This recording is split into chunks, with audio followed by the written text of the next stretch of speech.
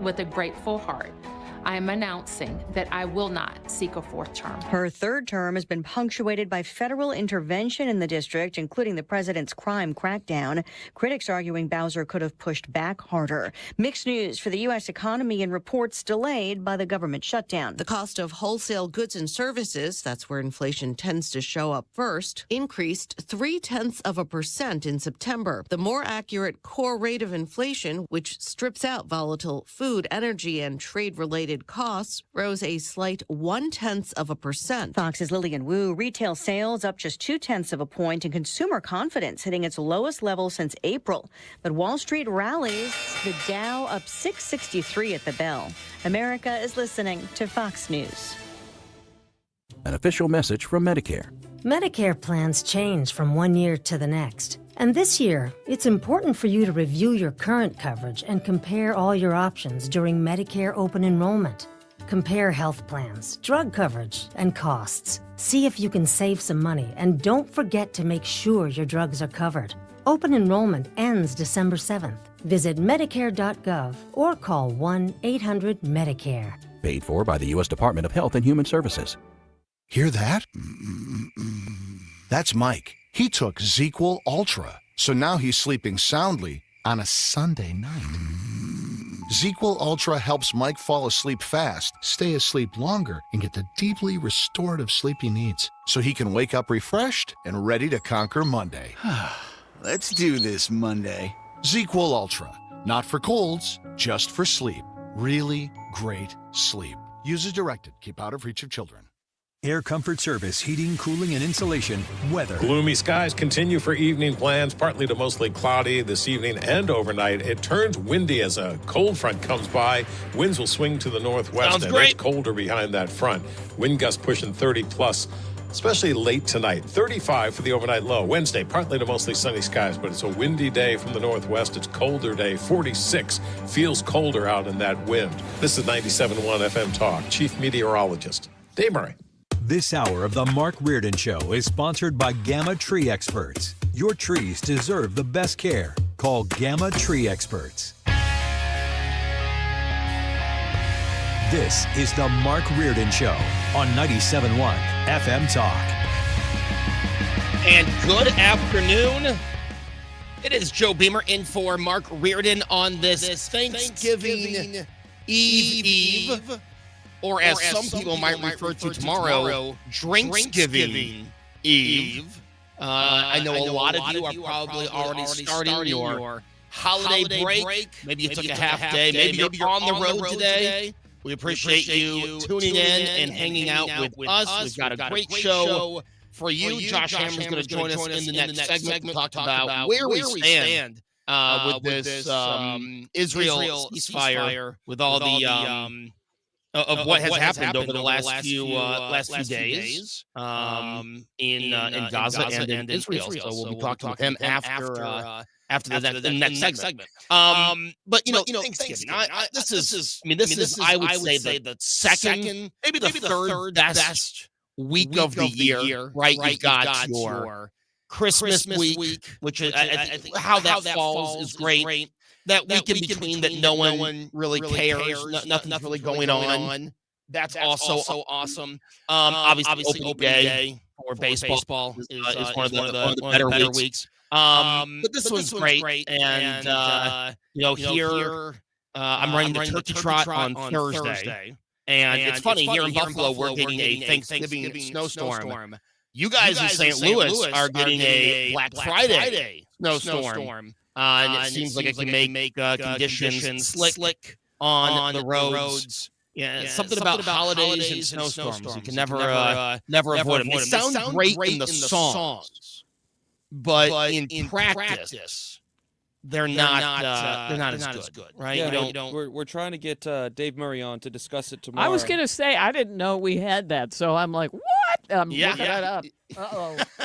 But guys, in the songs, we're on the sleigh, we're snowball fighting. But when we want to actually get somewhere, no one wants a snowstorm. You're taking a sleigh to Grandma's house is not the same as a 2-hour drive in a snowstorm. That is accurate. I get you. Like we're looking to between 12 and 20 inches of snow on Thanksgiving here in Western New York. Are you really? Oh my gosh. Well, hey, Sue, that's when you've got the lake is so warm. Oh, now, yeah. anything that comes over that lake is it's trouble. Wow. It's trouble in Western New York. And it's funny. I was reading up. I always the week before I'm in, I always watch local news on the apps. I'm always making sure I know what's going on. And it's funny that the St. Louis has been debating a snow plan over the last few months after what happened last year. Yep. And it's funny because we are also debating a snow plan in Western New York. Wait a minute. How do you Buffalo. not have that perfected by now? Seriously. The Department of Public Works did not have a plan in 3 weeks ago. And remember, we've had October storms, we've had November storms, and the plan is still being debated. They're actually supposed to have an agreement on something today, and I just thought it was so funny, between the two cities, what's the one thing that's up? The snow plan is up for debate, Yes. and, they waited till November. Right. I can't believe Buffalo doesn't have one that's like cast in stone somewhere that they roll out. You know what I mean? Well, we had the blizzard of 22, and obviously we were unprepared for that with almost 50 people dying. Okay. Ooh. Yeah. And now we're in the third administration in the last 2 years. So, there's the debate on are we going to keep this snow plan? It's a mess. It's a mess. And, when you elect leaders, we focus on so much stuff, but if it's here in St. Louis, if it's in Buffalo, wherever it is, it's funny how little things seem to, when they get the spotlight on, we're not as sure as we should be at those departments. Agreed. Are you Sue? Are you excited for Thanksgiving? Is this rank up there as one of your favorite holidays? Love Thanksgiving.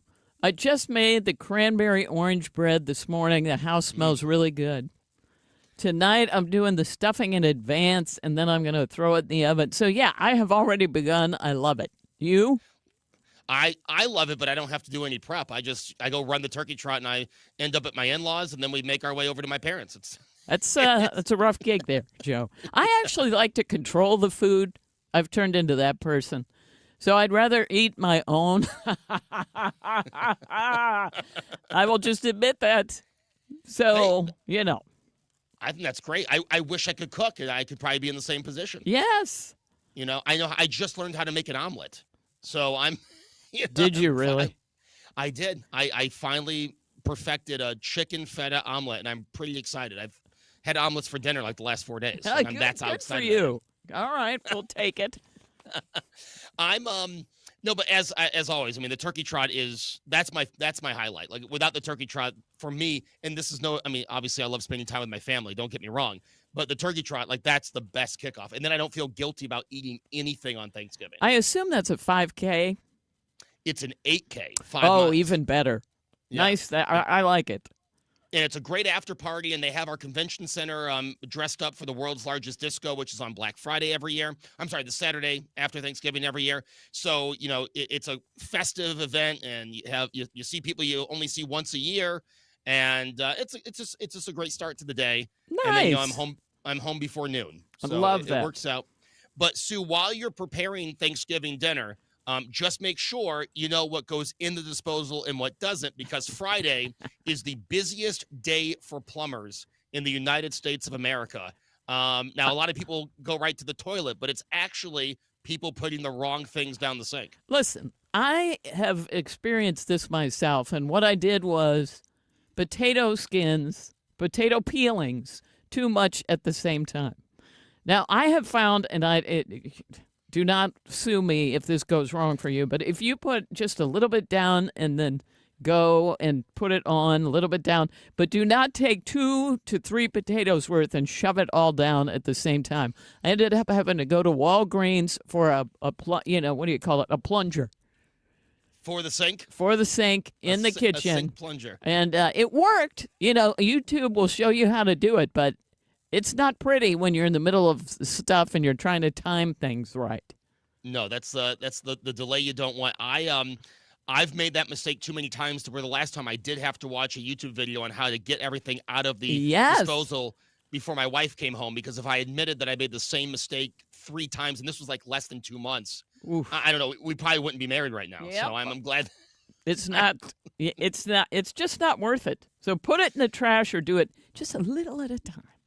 I talked to a plumber in my Buffalo show today, and here's one thing.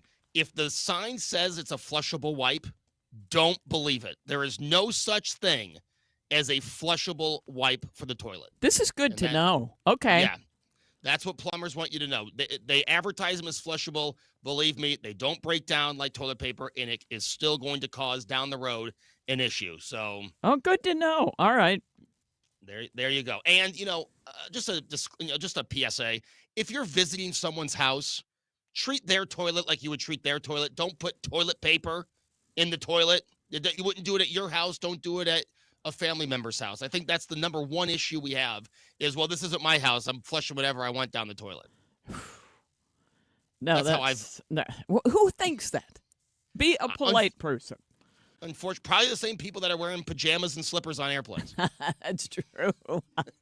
Which I will get into later in the show because I've got a whole belief on this, and I am going to break it down. I'm glad that Secretary Duffy is finally putting this in the spotlight. Not that look at me. I'm wearing a quarter zip. Not that I'm the best dressed person, but I mean, you will never catch me in my pajamas at the grocery store, on an airplane, at work. I can't tell you the amount of people, especially like first year people or interns that walk around here in their pajamas.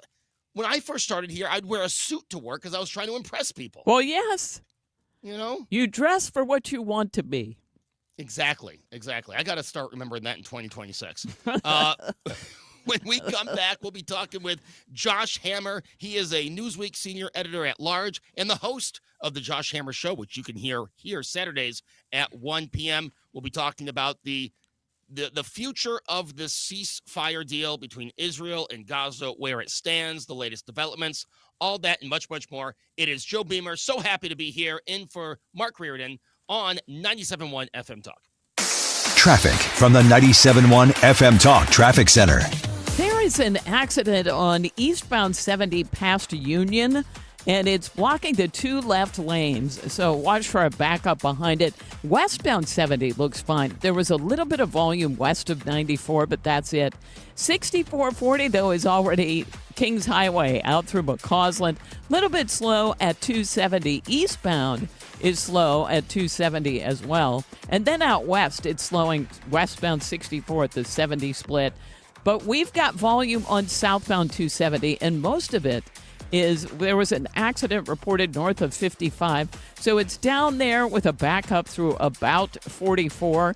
55 itself, that's a slow go, but it's just the usual volume, and that's approaching Bates. Now, there's an accident reported on southbound 141, and if you are traveling, it looks like it's south of Dutch Mill Road.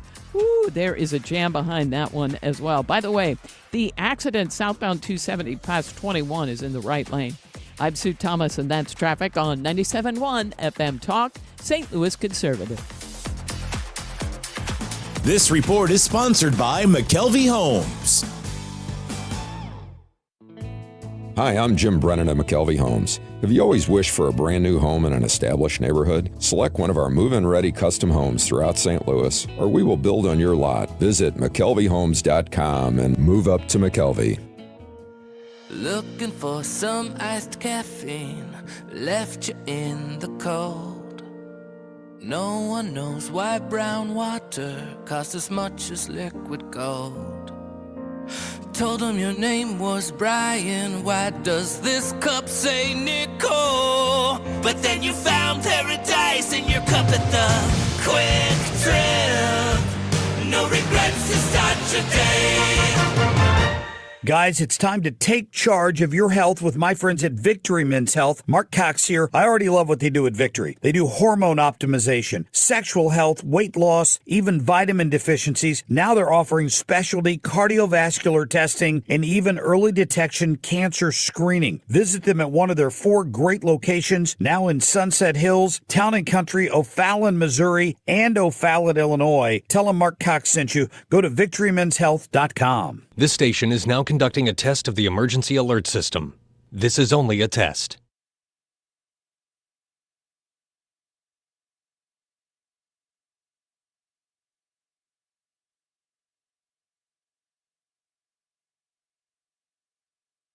Hey, it's Mark Reardon for the Missouri Athletic Club, and I will tell you, it's always a great time to be a member, but the holidays, I think, are extra special, both the downtown clubhouse and the west location where I hang out quite a bit.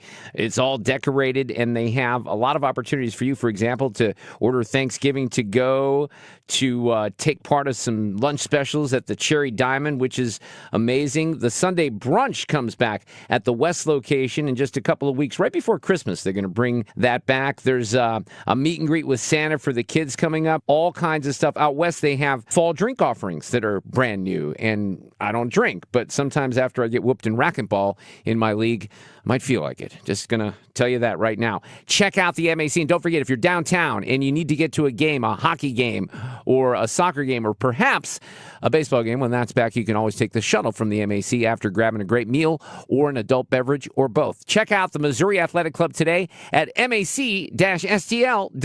Is your home ready for the holidays? Call our cleaning heroes at Zero Res. 3 rooms of carpet clean starting at just $119 and take $75 off air duct cleaning. Book online anytime at ZeroResSTL.com. Hey, Stewie, I'm hearing mortgage rates have plummeted. The Fed's making moves. Is this the moment where folks can start saving some money? Annie, I'm so excited, and you should be too. This is a great opportunity. Now, there's numerous ways to go ahead and save money. One is go from rate A to rate B, reduce it at no cost with the bagel loan, and save $100, $200, $300, $700 a month. Another way is to reduce the term. We took a customer, went from 29 years left on the loan to 20 years. Their payment went up $35 a month, and guess what? They saved $170,000 in interest. Does that mean we should wait, or should we act right now? Well, that's a good question. People ask me this all the time. The Federal Reserve is going to cut the rates. Maybe I should wait. No, the market goes ahead and adjusts for potential rate cuts in the future. So the rates are typically lower than when the Federal Reserve actually does something about it. So go ahead and refinance now. Later on, if rates go ahead and drop, we can always refinance you for free again with the bagel loan. Contact my friend Stewie at 314-324-4440. Google the bagel loan and MLS number 226-715. Back to Mark Reardon, because someone's got to say it out loud. 97.1 FM Talk, St. Louis Conservative.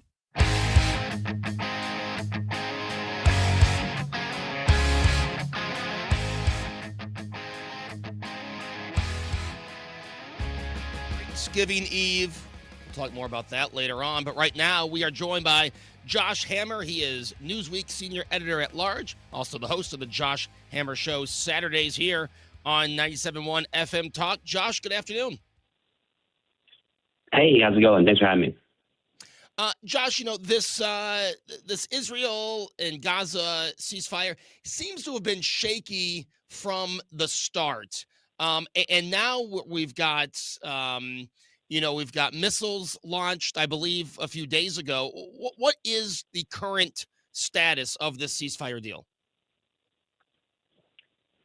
Look, this is what happens when you try to make a peace plan with the devil, right? The devil is not going to concede. The devil is not going to yield. And you're dealing here with a terrorist group. I mean, it basically is that simple. Is you are the entire problem with any deal that you're attempting to do with a radical Islamic jihadist organization, whether it's Hamas, Hezbollah, Al-Qaeda, ISIS, Al-Shabaab, Boko Haram, you name it. These are inherently untrustworthy at best, and frankly, at worst, outright evil actors. And they're not going to stop because they're not motivated by rational calculations. They're not motivated by empiricism or cost-benefit analyses or anything like this. They're benefited from a radical dogma and a radical ideology that says that you have to kill. And sure enough, that's what we've basically seen since day one in Gaza, since this so-called ceasefire was orchestrated. Hamas has not laid down their weapons. And frankly, I don't really see any world in which they do lay down their weapons voluntarily, which is why I and many others were saying for 2 years that you just have to let the IDF just do their thing and finish this job, because there's no such thing, frankly, as a peace deal with people that fundamentally just do not believe in the Western civilizational conception of peace. There's actually an Arabic word for this. The word is hudna. And this is the rough translation of ceasefire into Arabic, into broader Arab culture more generally. And hudna doesn't actually have, this is very interesting, it doesn't have the true kind of English language definition of a ceasefire.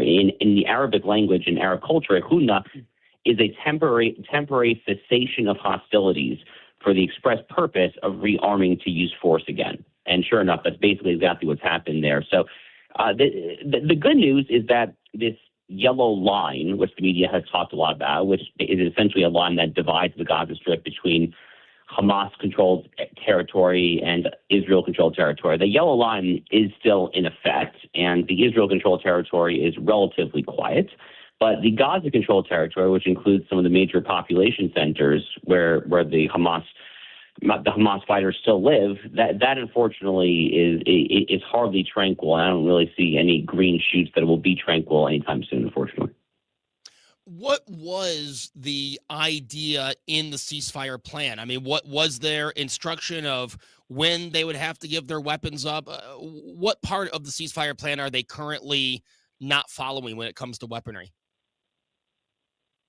Well, they're not laying down their arms. It's pretty much that simple. They're not showing up at the local arms depot and depositing their small and mid-sized arms. I mean, that's essentially what it boils down to. Look, this deal was agreed upon by President Trump and Prime Minister Netanyahu for some very simple and straightforward reasons. From Trump's perspective, this gave him a massive political and diplomatic victory on the very symbolic 2-year anniversary of the horrific atrocities of October 7, 2023. And it allowed him to stand there in Jerusalem, in the Knesset, in the Israeli legislature, and speak very, very moving words about this very important alliance and bilateral relationship. And it was a very, very neat moment, I think, for the president. I think it's a moment that when all is said and done that he will remember quite fondly. And from Netanyahu's perspective, because he's managing a very fragile political coalition at home, and he's leading a country that's been desperate to get their hostages home. So the big victory for Netanyahu is that they got the hostages back. That's a massive victory. It's one that we should not sweep under the rug. But this deal also has, again, this notion that the Gaza Stabilization Force, this international force, will somehow get Hamas to lay down their arms, and that somehow is doing a lot of work in the equation, because that's not what's happening right now. And that's really where the rubber meets the road, so to speak. And I'm hoping that this is going to work out better than I suspect it will. But right now, it's a little hard to be optimistic when it comes to Hamas laying down their arms in Gaza. You mentioned letting the IDF go until they are completely eliminated and without weapons. What dangers does that propose, though, if Israel was to eliminate Hamas? I would assume that other countries would then be targeting Israel more than now, right? Right. So, I mean, this was obviously one of the trade-offs that Israel was dealing with for 2 years. I mean, no country, when it is involved in defensive military hostilities, gets as much international flack as Israel does. There's all sorts of reasons for that as well, but that's the unfortunate reality. So there were many folks, both within Israel and I think among Israel's friends on the outside. Certainly my late friend Charlie Kirk was of the opinion that the sooner that the war in Gaza is meaningfully finished, then there'll be a boost for Israel's PR, and a lot of this horrific rise of anti-Semitism here in the United States it might not go away or anything, but it will at least fade away a little bit. It will at least fade away to the proverbial back burner. So this is a terrible trade-off, obviously, but it seems to me that the best possible thing that Israel could have done and should have done was to go really hard, really quickly. Just rip that Band-Aid off in really quick fashion. Don't give all the haters 2 years to stew over what you're doing in Gaza there. And unfortunately, that's basically exactly what they did. And, Netanyahu had something of an excuse during the Biden administration. Biden was a very hostile actor, obviously, but certainly since Donald Trump came into power in January, I think that Netanyahu should have moved ASAP to basically just finish the thing quickly. And I'm not entirely sure that he did exactly that, to be honest. So as long as Hamas has weapons, I mean, how safe is Israel today compared to a year ago? Well, it's definitely safer. I mean, they've dealt serious blows, not just Hamas in Gaza, but they've really broadly crippled Hezbollah as well in Lebanon. And as much attention as Hamas gets in Gaza, it's actually Hezbollah in Lebanon that for a very long time was the more serious threat. Hezbollah had an arsenal somewhere between 100 and 150,000 precision-guided missiles. That was a serious threat. And Israel, pretty remarkably, showed them to be something of a paper tiger, because over the course of about a month and a half, 2 months last summer, over the give or take from July to September, more or less, they engaged in a series of operations, including the somewhat infamous Beeper operation, culminating in the assassination of Hassan Nasrallah, the head of the entire organization, to basically decimate and essentially, really broadly speaking, take out Hezbollah. In fact, that's the only reason that the operation against Iran was actually successful this past June. You wouldn't have gotten Israel firing those preemptive strikes on the Iranian facilities if Hezbollah had still been into power, because Hezbollah was their insurance policy essentially all along.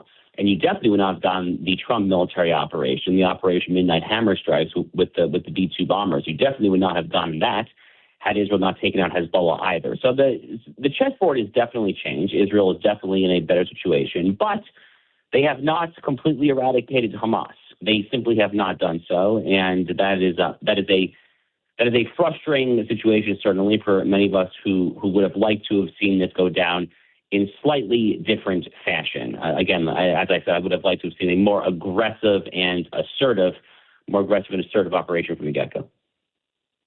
Josh, speaking of deals, we're hearing more and more about a possible Ukraine-Russia deal. Your thoughts on that?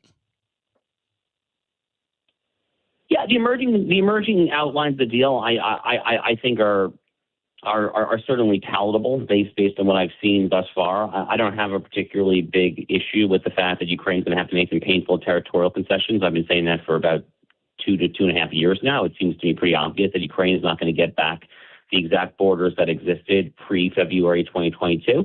The part that I'm a little less certain about is the emerging NATO Article 5 security agreement. Now, the silver lining there is that, if I understand it correctly, that the U.S. will only be doing that for a limited duration, something like 10 years. Again, the devil's always in the details in these sorts of things. I'm not sure that we have all the details. We're kind of just trying to read the tea leaves based off of leaks and what's been publicly reported and trying to piece it all together and so forth there. So a lot remains to be determined. But based broadly on what I've seen thus far, I could personally get behind it. And more generally speaking, it's really time for this war to end, for God's sake. I mean, as much attention as the war in Gaza got for the 2 years that it was really live and hostile, but the war in Ukraine has been orders of magnitude bloodier than the war in Gaza. It is horrific, an absolutely horrific war, every which way you can possibly measure in terms of casualties, body counts, economic toll, demographic catastrophes. I mean, the country of Ukraine, it's going to take them probably a half century to get back to where they were, if they ever recover from this. And we talk about all the young men who have died in war, all the folks who have fled the war zone, the young women who are going to have PTSD and not want to marry and have children. I mean, the human capital, the financial capital fleeing is a total disaster. So it really is time for this war to end. And the fact that Zelensky tentatively agreed this morning to the Trump plan outlines is really optimistic. So I find myself pretty optimistic about this, actually. Hey, Josh Hammer, great talking with you, and have a great Thanksgiving. Happy Thanksgiving. Thank you. That is Josh Hammer, Newsweek senior editor-at-large and host of the Josh Hammer Show, Saturdays at 1, right here on 97.1 FM Talk. It is Joe Beamer in for Mark Reardon, and we've got more of the show after this. Traffic from the 97.1 FM Talk Traffic Center. There is a report of an accident on southbound 141 south of Dutch Mill, and we've just got a parking lot jam behind this thing. I mean, it goes almost back to 6440. Hopefully that is not part of your commute tonight. Now, eastbound 70, there was an accident past Union. They've been working to move that from the left lanes to the right shoulder. Still some slow-moving traffic there. And then westbound, moderate volume at 94 and at K and at Wentzville. 6440, some slow-moving traffic. And this is Kings Highway in pockets out through 270. Eastbound slowing at 270. Westbound picking up volume again out of Prospect. There was an accident southbound 270 past 21 in the right lane. So some slow-moving traffic anywhere from Olive down through 21. At 55, just a little bit slow there at Bates. This report brought to you by Jerry Kelly Heating, Air Conditioning, Electrical, and Plumbing. I'm Sue Thomas, and that's traffic on 97.1 FM Talk, St. Louis Conservative. my best friend Jenny came over for coffee, said it's cold enough in here to play hockey. Well, my furnace broken, it's already late. Call Jerry Kelly, cause they're open till 8, jerrykelly.com. They're fast and they're good and they got it going on, Jerry Kelly. Woke radical liberals are screwing up this country, but Congressman Jason Smith is fighting back. He backed one big, beautiful tax cut for working families, ending Social Security taxes for nearly all seniors, and taxes on tips and overtime gone. So call Congressman Jason Smith at 202-225-4404 and thank him for backing working family tax cuts and putting America first. Paid for by American Prosperity Alliance. License number E2014A. Hey, it's good to see you. Dad, that's what Grandpa Rip always said. That's right. 50 years ago, Grandpa started Grasser, and whenever a customer called, he'd smile and say, "Hey, it's good to see you." Hey, it's good to see you. It was his way of treating people like neighbors, not numbers. That's why we still say it today. Green is always Grasser at GrasserHomeservices.com. Hey, it's good to see you. It's time for a $98 furnace tune-up. The time is 3:32. This time check is brought to you by Jerry Kelly Heating, Air Conditioning, Electrical, and Plumbing. From the gateway city to the front lines of freedom. 97.1 FM Talk. St. Louis Conservative.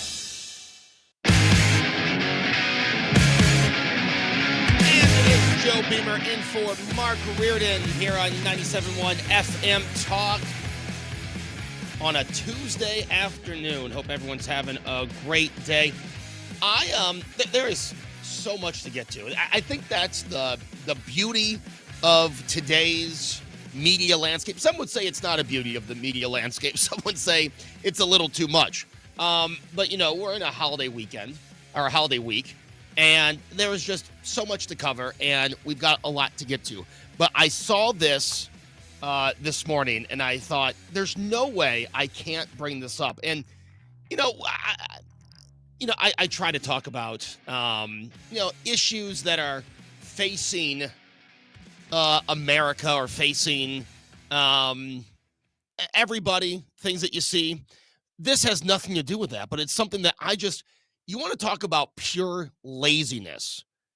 There is a story in the Post today of what I think is the laziest person, one of the laziest people. And again, it's people that spend so much time trying to illegally get money instead of, spending their time on finding a job. This is called the Mrs. Doubtfire scam. An unemployed son dressed as his dead mother to collect her pension while hiding her body at home. Now, this is a 56-year-old man who carried out this massive scheme, this massive plan to dress like his mother. Now, I will say, he does look like his mother with the wig and everything on. But he had to go through obstacles, again, hiding his mother's dead body in the house he was living in the family home. This went on for 3 years as the mother's mummified corpse was finally found in the family home. The mother passed away at 82 years. That was 3 years ago. And the unemployed son decided to keep the benefits coming in by dressing up. Now, again, in 2025, you're probably asking yourself, what about direct deposit? But he went on to say, hey, look, I'm still alive, and was bringing in $61,000 annually, again, called the Mrs. Doubtfire scheme. With all that work, all that effort being put in, couldn't he have just found a job? Like, that's some effort. You got to dress up. You got to keep all this paperwork going. You got to prove that you're alive as your mother. All that time spent, you could have just gone to work. Work's not that difficult. I know we work a fun job, right? Work's not that difficult. You see a lot of this, right? People who end up in jail for, again, just trying to scheme away for easy money. And it's like, if you put that kind, Like Frank Abagnale learned, right? He went through all that work, and he ended up working for the FBI. Now, he had to do some time in prison, and he schemed a lot of people out of a lot of money. But he ended up using that skill. You have a skill, you put that kind of work towards a job, especially nowadays. I mean, here we are talking on the radio. You've got, YouTube and TikTok influencers going out trying 1-star restaurants to see if they're really that bad. This guy could have done something like that. I mean, he dressed as his mother.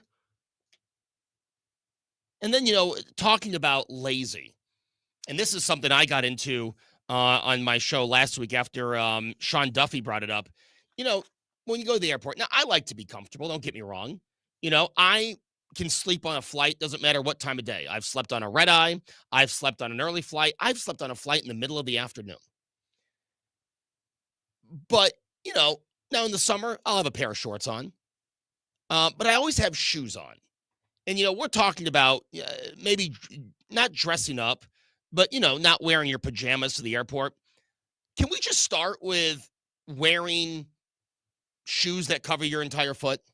I think we need to start in one place, right? You know how Dave Ramsey talks about taking your smallest debt and you do the snowball? I think if we're going to address the fashion code of 2025, we start with the feet and move our way up, right? How about no flip-flops? Because earlier this year, I was on a flight flying to Atlanta, Georgia. And I like to get the seat, the window seat, because I can lean against the window and, I put something on in my ears and I try to fall asleep. Well, I looked down and the person behind me had kicked off their flip-flops and put their leg up the armrest. I mean, my elbow was so close to this person's. I'm not a foot person. No offense to anyone out there. Not a foot person, right? My elbow was so close to this person's bare foot. And I'm thinking, like, we could start with covering up our feet on airplanes. And we can work from there, right? But you go out now. Like I said, I mean, there's been to the point where we've had interns here at the station walking around in their pajamas. Like I said, my first 2 years here, I wore button-up shirts. I was wearing nice pants. I don't know if I own those clothes anymore, but when I was first here, I dressed up every time they would give me a shift, right? I was running the board. I was a junior in college. I came in Saturday nights to run the board 6 to 11, and I would wear a button-up shirt and pants. I'd have a suit jacket on that I'd take off when I walked in. I was dressing there was no one here. And now it just seems like, anywhere you go to the grocery store, and it's like someone just rolled out of bed, put on some flip-flops, and, went to do us the courtesy of, a quick shower, washing up a little bit. I mean, I hate to break the news. The cheap cologne or perfume, after that showering for 36 hours, you're not fooling anyone, right? I go to the grocery store in the morning because I have my shows on in the afternoon here in Buffalo. And I go to the grocery store. There is a generation that dresses up for everything. I was at the grocery store last week, 10 in the morning, and there was an older gentleman in a wheelchair, and he was dressed up. He had a button-up shirt. He had a little sweater over it. He had nice pants, dress shoes. This guy's in a wheelchair, and he dressed up. Yet we had the college student that walked by, barely wearing anything, which, I mean, it's 50 degrees out. It's not, it's not summer. Just a little effort. I'm not saying it would be nice to go back to the time where we all dressed up to go everywhere, but can we just find a happy medium of where we were when you dressed up to open the door for someone and where we are now? I mean, it really does. And I hate to be Mr. Negative 2 days before Thanksgiving, but it does feel like we are in the who cares generation, right? the lack of effort. We're pretending to be our deceased parent so we don't have to go work a real job. We're walking into the office in sweatpants. We're on an airplane in flip-flops. Again, I'm not, if you're watching on the camera, I'm wearing a quarter zip and pants with in jeans with holes in them. Like I'm not saying that I'm the model for this. Okay? I'm just saying, can we put a little more effort in? Like I like sweatpants. Don't get me wrong. I love sweatpants. All right? I like to wear clothes that are comfortable. But I'm not wearing those to work. And I might wear them to the grocery store after the gym. Yeah, I understand. But they're not my pajamas. Like when you're walking out in your pajama pants, I don't know. Like it's the really who cares generation. And then you've got employers that are like, well, at least someone's coming to work, right? I don't know what to think, but I do agree with Sean Duffy. We need to, put a little effort, put shoes on, not flip-flops. And then the people that get in fights all the time. I realize I've flown a few times in the last few months, and yeah, it sucks when your flight gets delayed. It sucks even more when your connecting flight gets delayed or you missed your connecting flight because your flight was delayed. I get it. It sucks. It puts it ruins the vacation, especially if it was a shorter vacation. But it's not the ticket person's fault. It's not the person at the counter's fault. It's the way it worked. And hey, I would rather I was on a flight, it's a long time ago, flying from Florida to LaGuardia, and then it was going to be LaGuardia to Buffalo. And, the pilot went around a storm. Thank God. Thank God for the pilot flying around the storm. Lands at LaGuardia. We missed the connection to Buffalo. And there are people screaming at the ticket agent. Why? It's not the ticket agent's fault, and it's not the pilot's fault. I'd much rather miss my connection than the pilot go, well, we got to make good time and fly through a storm. And I don't know, are people just this easily upset? Do they not know how to, again, it's no one's fault. I'd rather be safe than sorry.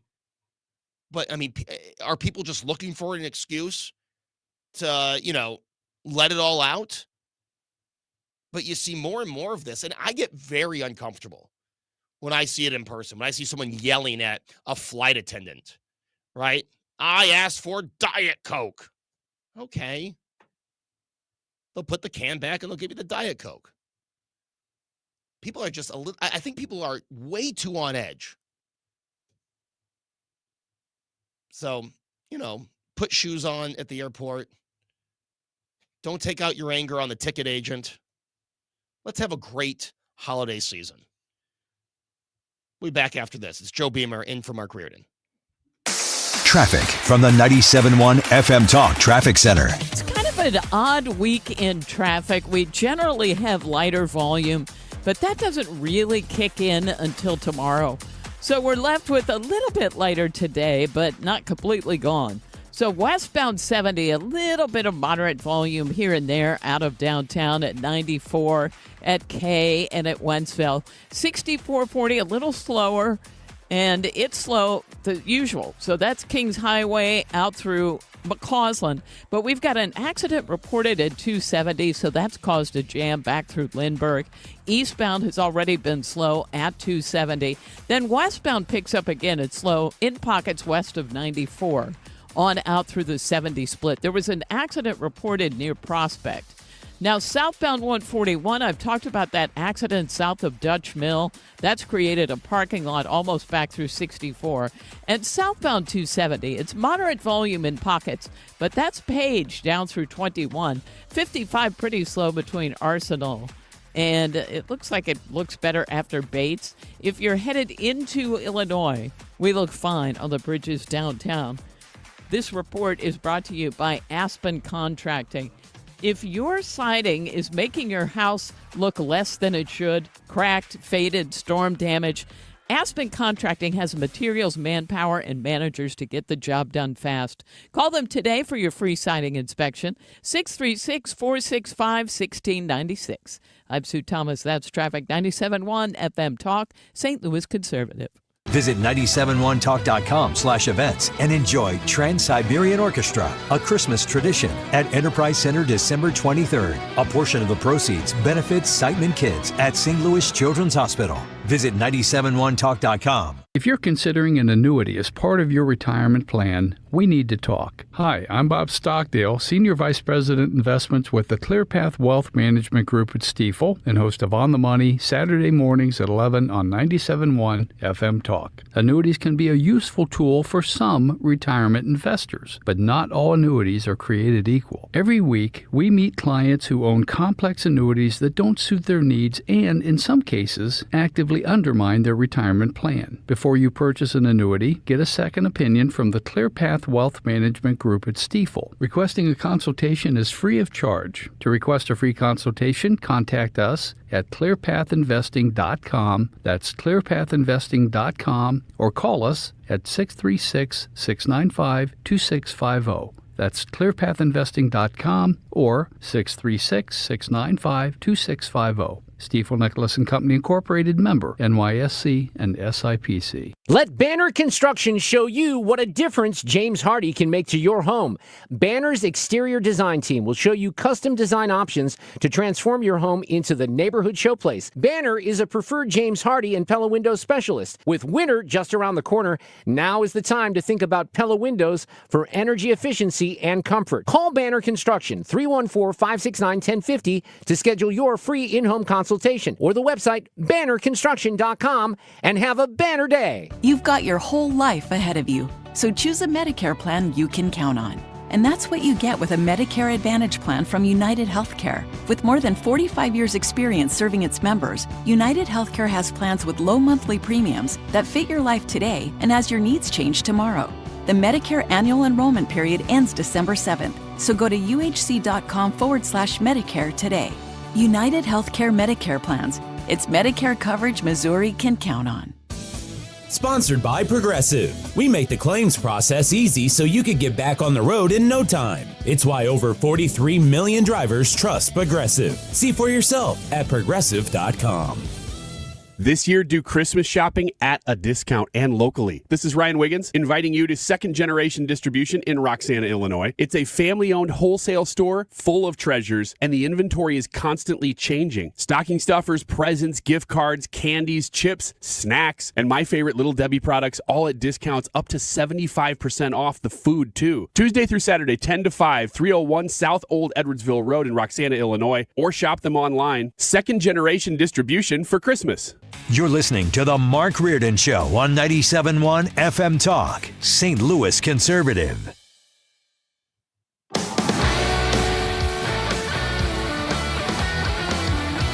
And we are back. Joe Beamer in for Mark Reardon on this Thanksgiving Eve. Lots of stuff going on here. Lots of people out getting ready for the holiday season. Family travel, traveling to family, family traveling to you. Ready to be in a packed house or someone's packed house on Thanksgiving. Maybe multiple packed houses. Maybe you're driving around. Whatever you're doing today, tomorrow, we appreciate you on listening with us. We've got a great show lined up. It's only 1 hour down. Isn't that great? Isn't that amazing? I'll tell you.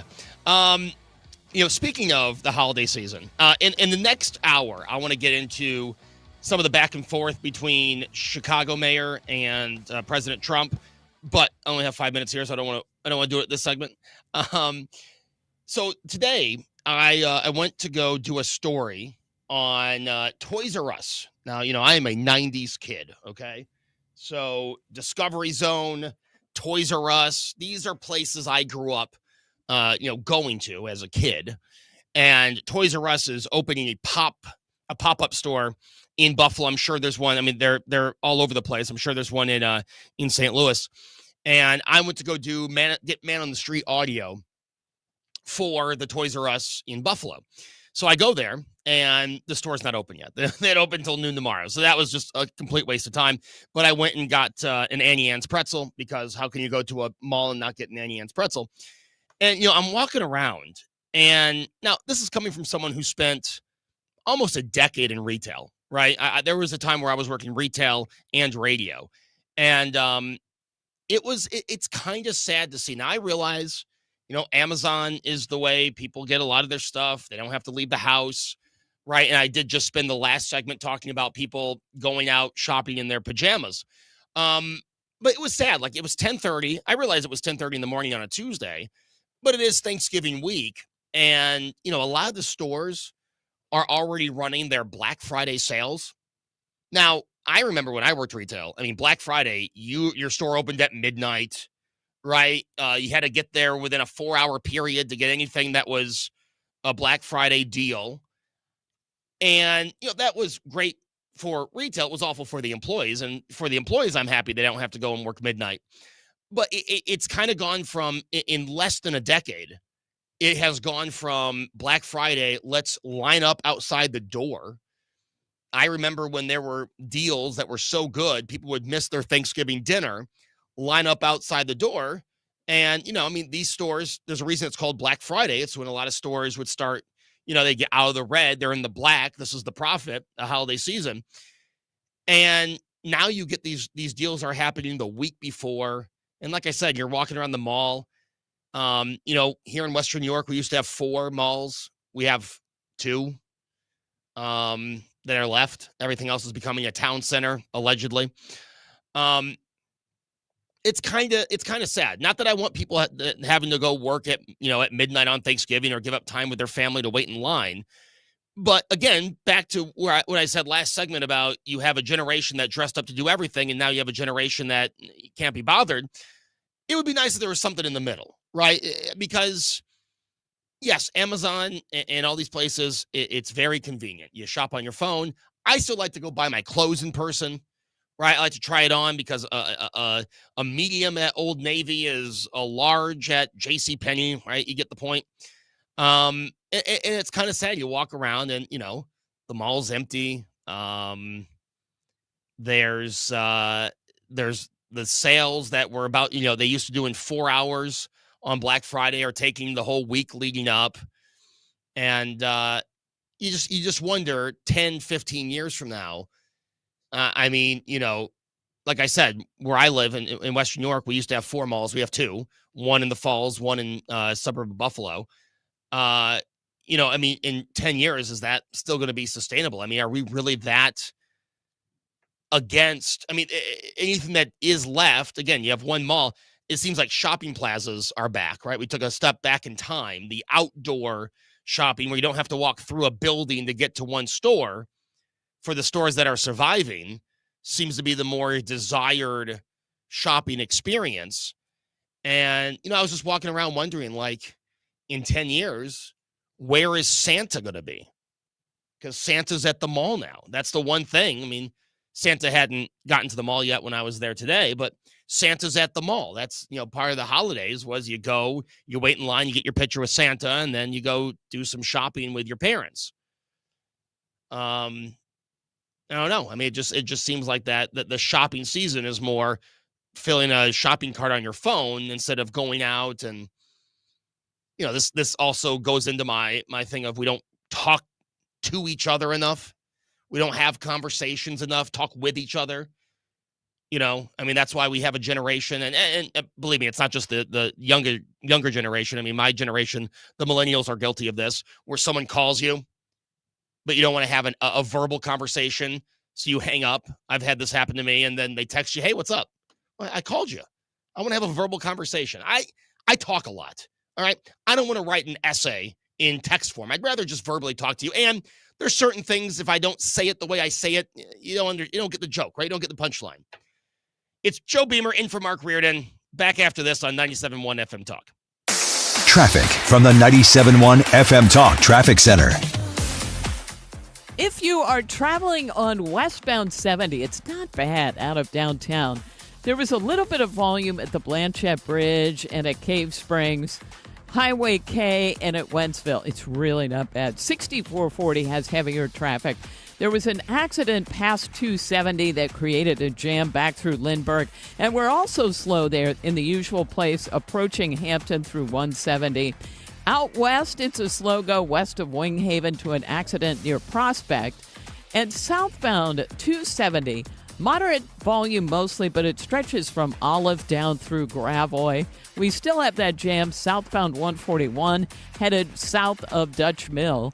And 55 is pretty slow between Arsenal and it looks like Bates. If you're headed into Illinois, it's fine on the bridges, just a little slow on the approach. This report brought to you by Jerry Kelly Heating, Air Conditioning, Electrical, and Plumbing. I'm Sue Thomas, and that's traffic on 97.1 FM Talk, St. Louis Conservative.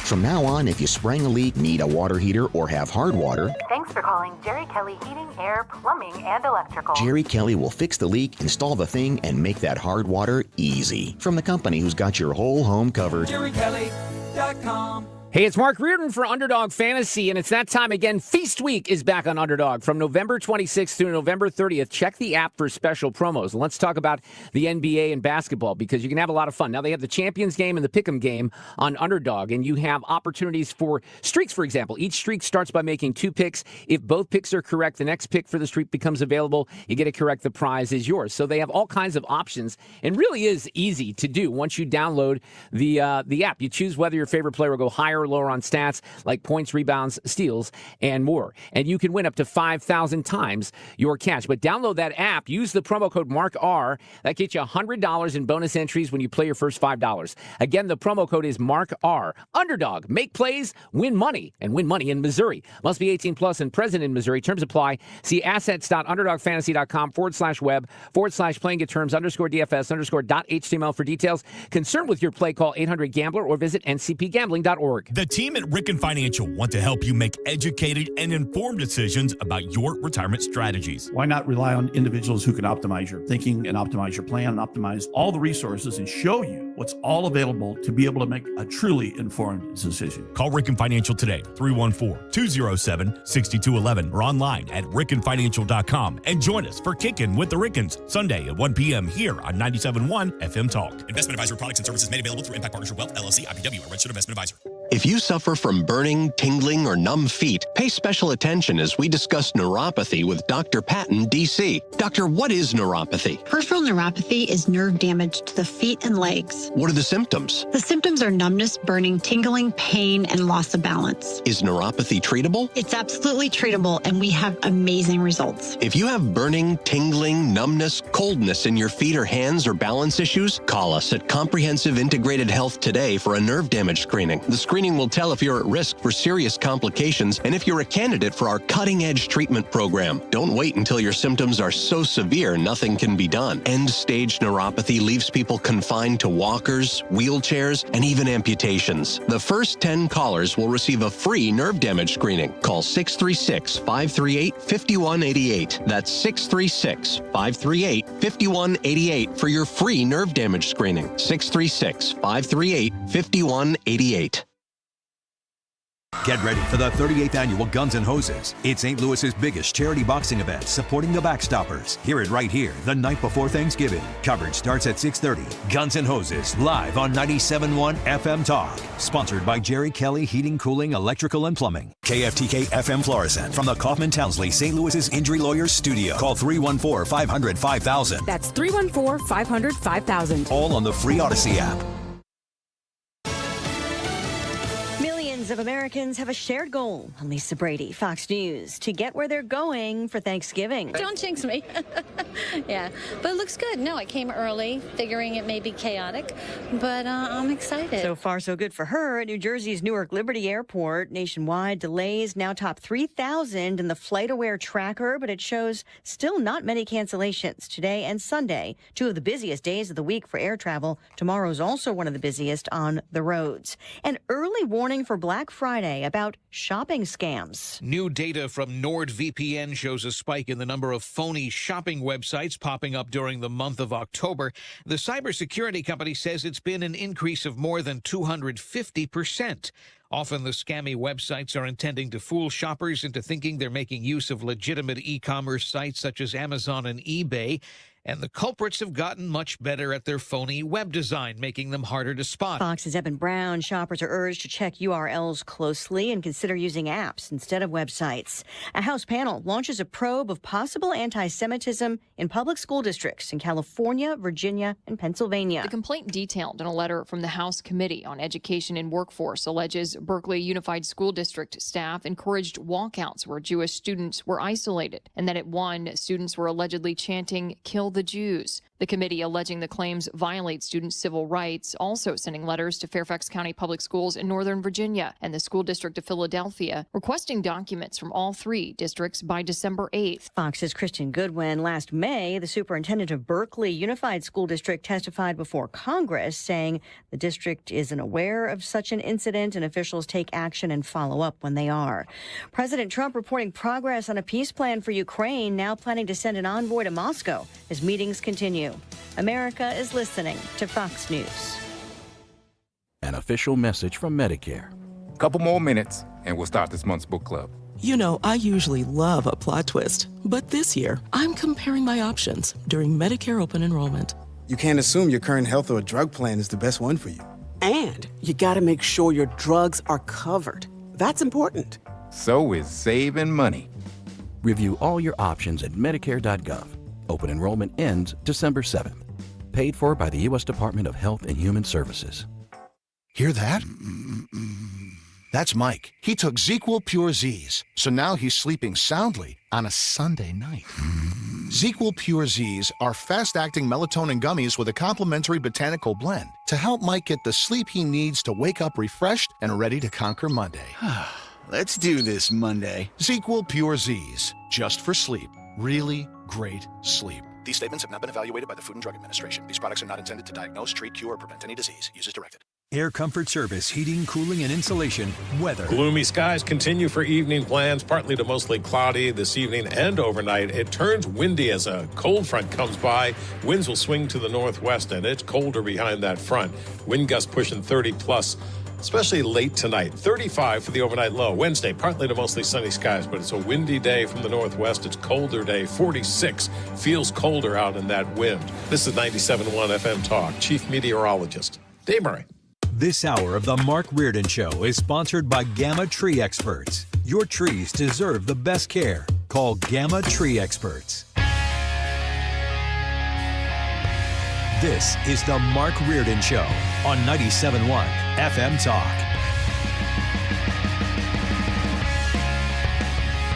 Yeah, I just did what you should never do. Literally, we're about to go into the show, and I take a handful of Cheez-Its.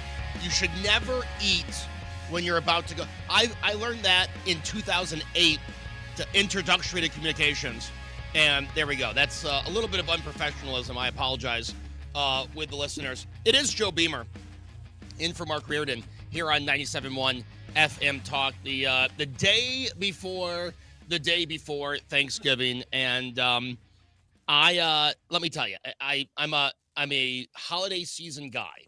Now, here's where it gets funny. I'm a holiday season guy. I hate cold weather. I'm the kind of person that you want to give me snow from Thanksgiving to Christmas, and then January 1st, can it be 76 again? Like, that's the kind of, I love summer weather. I love the heat. But I do agree, some nice snow for the holidays is always nice. It's the January and the February and the March. And it's opening day, but it's still freezing cold in April. Yeah, you picked the wrong place of the country. I was going to say, live in, I had the same thought. These are some comments that you tend to hear from people that live in the southern part of the country. Yes, you, my friend, do not live in the southern part of the country. No. No, I wish I did. My dad got transferred up here long before I was born from Virginia in the 80s, right? I was born in a place called Syracuse, Lived the first 10 years of my life in Hornell, and then my parents decided to move back to Buffalo. Believe me. And then, college happened, and I started working here my junior year of college. And, I've kind of made this work. But no, I agree. I would like to be, if the day comes, I would like to be somewhere where it's a little warmer because, the next 5-6 months, it's going to be hibernation season. Yeah. My wife lives or is from Minnesota, the Minneapolis area. So they grew up with, all of the cold weather. And I guess, I was just looking at it tonight. Apparently, it's supposed to start snowing, and they're supposed to have a nice little snowstorm that gets started tonight. And we are driving up there immediately following the show. In fact, our ETA, if we were to leave at 7, would be 3 a.m. So it could be an interesting. Evening. Are you driving through? Are you trading off? What's the plan? So she had to be up at 6 a.m. for work, at work at 6 a.m. She's an EMT, so she has the long shifts. So our thought is that I'm going to start off the drive, and I'm just going to drive as long as possible, and she's going to sleep during that time. And then once I got nothing left in the tank, then you switch. Then she will take over and she'll finish things off. I think that's a solid plan. Yeah. Mm-hmm. How far into the drive are you hitting snow? That's the question. I'm not sure if it's going to touch Iowa at all tonight or not, but Minnesota's definitely getting it. So if it's Minnesota, then it's half. only yes, that is true. Yes. But also, I'd feel more comfortable probably driving that. Well, I know. Yeah. But then again, she has the experience. She grew up there. She grew up in it. Yes. So, but you know what? There is such thing as it wears off. She's become such a baby with the cold now that you wouldn't have even known that she grew up in Minnesota. So I'm wondering if that's the case. If that's the case with the driving, then I don't feel good about it, Sue. I think she'll be okay. I mean, she can obviously say to you, I can't do it. But I think she can. Okay. I totally think and if something happens, she's an EMT. This is true. Yes. Yeah. No, she had just started this job. She was a couple of months in on the day that the tornado had hit. Oh. So she was doing a bunch of response. Trial by fire. And I mean, she earned a new level of trust in her ability to drive through chaos on that day. So Good. I feel decent about that. I'll tell you this: Minneapolis is a lot worse than Western New York when it comes to the cold and to the snow. We were very fortunate. We drive down. My dad and I drive down for all the Virginia Tech home games. We were fortunate this year. We didn't run into cold weather. It was 65 on the game this weekend. Now, of course, if the team were better, that would have gone nice with the nice weather. You guys are probably feeling pretty excited about the future now. So, Ethan, it's one of those things where I feel great about the future. It's like, but we have to trade off UVA this year. We've only lost to UVA twice since I was in elementary school. And it's like, we know UVA is going to beat us this year. Are. And that's going to have to sit for a year. But you're right. The future is bright. I dread Saturday. I'm really dreading Saturday. For those that don't know, Virginia Tech just hired James Franklin as their new head football coach last week, and he was early in the year fired by Penn State and had a very, very strong run with the Nittany Lions for a long time. And a lot of people were surprised by that firing, but you know what? Virginia Tech takes advantage of it. Yeah, let's hope so. I mean, he had more 4-star recruits in the building Saturday than Tech has had on a roster in the last decade. Oh my goodness! I bet that gets fans so excited. That's awesome. Oh yeah, I can't wait. I'm excited for the future. Like I said, Saturday is going to suck, but excited for the future. Well, Ethan, safe travels, man. Safe travels, and you can always, as my wife always tells me when I head to the Virginia Tech games, you can always pull over if you get too tired or if the weather gets too bad. Oh no, that's not happening. I'm going all the way through. All the way through. Okay. Yep. My manhood is on the line here, Joe Beamer. That is not, it's not happening. Is it? That was a Mark Reardon comment, wasn't it, Sue? Yeah, it really was. I used to be like that. Last year we had a Tech game, and then the Bills home opener was the next day at 1. So I told my dad, "Hey, we're driving all the way through." We had to stop like 3 times and take little 20-minute naps at rest stops. Got to kind of power through. Yeah. Yeah.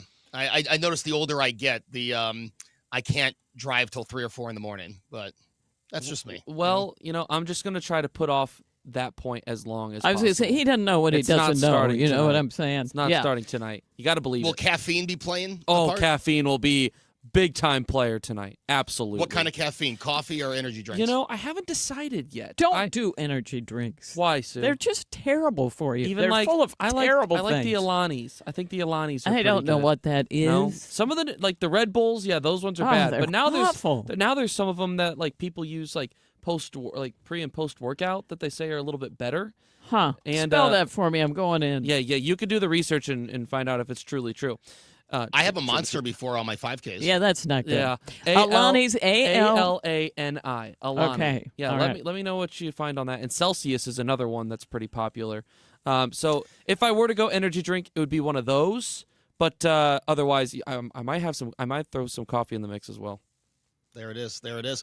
When we come back, Sue's News on 97.1 FM Talk. Traffic from the 97.1 FM Talk Traffic Center. Yeah, none of this is good. I mean, you can't even pronounce half of this. Okay. On the roads, if you are leaving the office, westbound 70 isn't too bad. Some moderate volume in pockets all out through Wentzville. 6440 is looking better, but it's still slow in pockets from Hampton out through McCausland. Heaviest approaching Highway N out through the 70 split. Southbound 270, slow pockets from Olive, and that goes down through Gravois before it looks better. If you are headed into Illinois, on the Missouri side, it's a little slow, but it's fine on the Poplar Street Bridge. Northbound or eastbound 5570, though, slowing at 255. By the way, they cleared that accident. Southbound 141 near Dutch Mill. This report brought to you by Aspen Contracting, roofsbyaspen.com. Is your siding dragging down your home's curb appeal?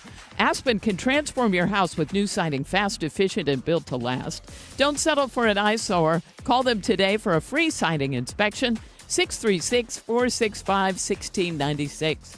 I'm Sue Thomas, and that's traffic on 97.1 FM Talk, St. Louis Conservative. You know, I love the team at Banner Construction. I rave about them all the time. I've known Bill Coffin and Sam P. for a while. They've been sponsors, and they just do great work here in St. Louis. And right now, they're having their pre-winter window event, which means they would love for you to invite them over to your home, and they'll show you all the amazing options that they have, especially with Pella windows and doors. They specialize in that. They're very trusted by Pella, which is a legendary brand. That's just part of what they can do at Banner Construction to make your home the best-looking home in the neighborhood. They can also hook you up with James Hardy Fiber Cement Siding. Go to that website, bannerconstruction.com, and click on the James Hardy tab at the top. You can see even a video which shows you the benefits of Hardy Siding. You'll find that the siding that they install in Minnesota, for example, or the northern climates, different than here in St. Louis, different than if you were in Florida as well. It's very specialized. It's highly technical. It is great for your home. Check out Banner Construction today. Tell them that I sent you along. 569-1050, bannerconstruction.com. Is your home ready for the holidays? Call our cleaning heroes at Zero Res. 3 rooms of carpet clean starting at just $119 and take $75 off air duct cleaning. Book online anytime at ZeroResSTL.com. In a world of cookie-cutter health plans, the Pauly Agency is proud to represent coverage that's tailor-made to fit your needs. The Pauly Agency put the sure in insurance. For a free quote, call the Pauly Agency at 636-222-2149. For 100 years, KMOX has been part of St. Louis. Now, Together Credit Union is helping celebrate that legacy. Starting in November, visit any Together Credit Union branch to pick up a KMOX 100th anniversary commemorative ornament for just $5 while supplies last. Each ornament supports Children's Miracle Network of Greater St. Louis. Together Credit Union, honoring 100 years of KMOX, the voice of St. Louis, and Children's Miracle Network of Greater St. Louis, improving the health of all children. Hi, I'm Nancy Cartwright. You may know me better as the voice of Bart Simpson. On Simpsons Declassified, we're diving into the mysteries that keep the Simpsons forever young. Have you ever wondered how the Simpsons regularly predicts future events? Who better to ask than the show's creators, performers, and writers, the celebrity guests? Be sure to follow and listen to Simpsons Declassified wherever you get your podcasts. From politics to pop culture, Reardon breaks it all down. 97.1 FM Talk, St. Louis Conservative.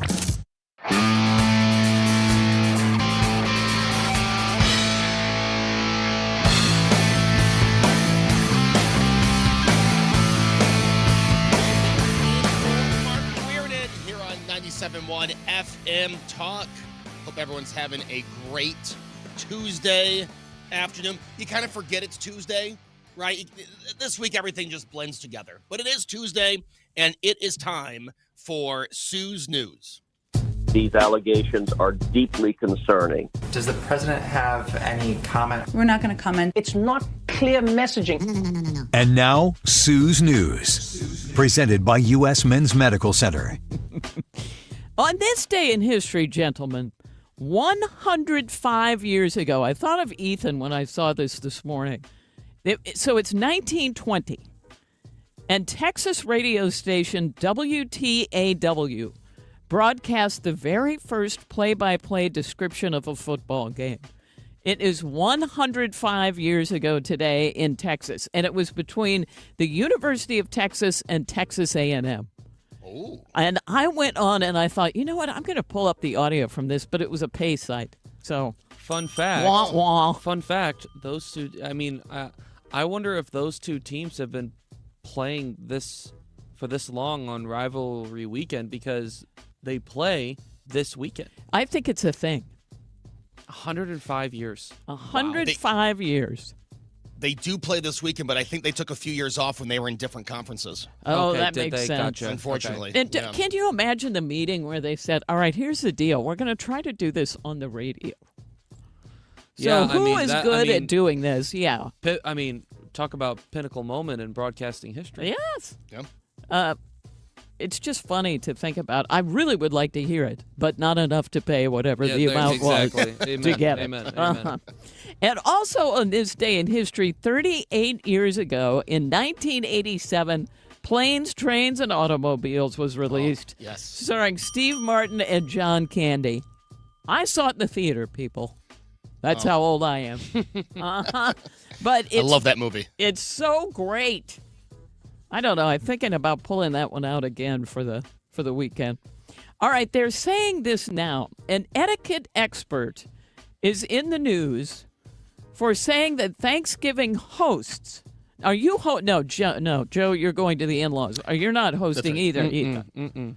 All right, I'm hosting. Okay, this is for you then. But I haven't done it. An etiquette expert in the news says Thanksgiving hosts should not have their Christmas tree up yet.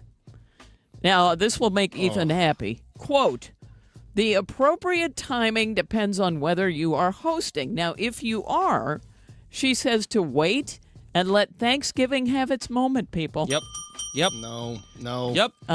And she said some people online think she's right. Others say they like seeing a Christmas tree up at Thanksgiving. Joe, you are an early decorator. Yeah, we decorated on November 1st. What? Yeah, right after Halloween. Get those Halloween. Oh, get that my jack-o'-lantern in the gosh. dumpster. We put the tree up. Well, my wife did most of the decorating, but I feel Thanksgiving is part of the holiday season. It And is. Well, yeah. you can encompass it all. I don't have Thanksgiving decorations, right? And I'm not hosting. So for us, the Christmas decorations and Thanksgiving was so late this year. It's a month away till Christmas. I think the more the merrier. And like I said, I'm not skipping Thanksgiving. I think it's all You consider it one season. giant bundle. Right. I mean, obviously with different meanings. I mean, Christmas is more, the birth of Christ, but it's all the winter holiday season. Yes. And I like to I like to celebrate it all. And yeah, the number one, Christmas to me is more of a special holiday, and I want to get those decorations and I want to observe it for as long as I can.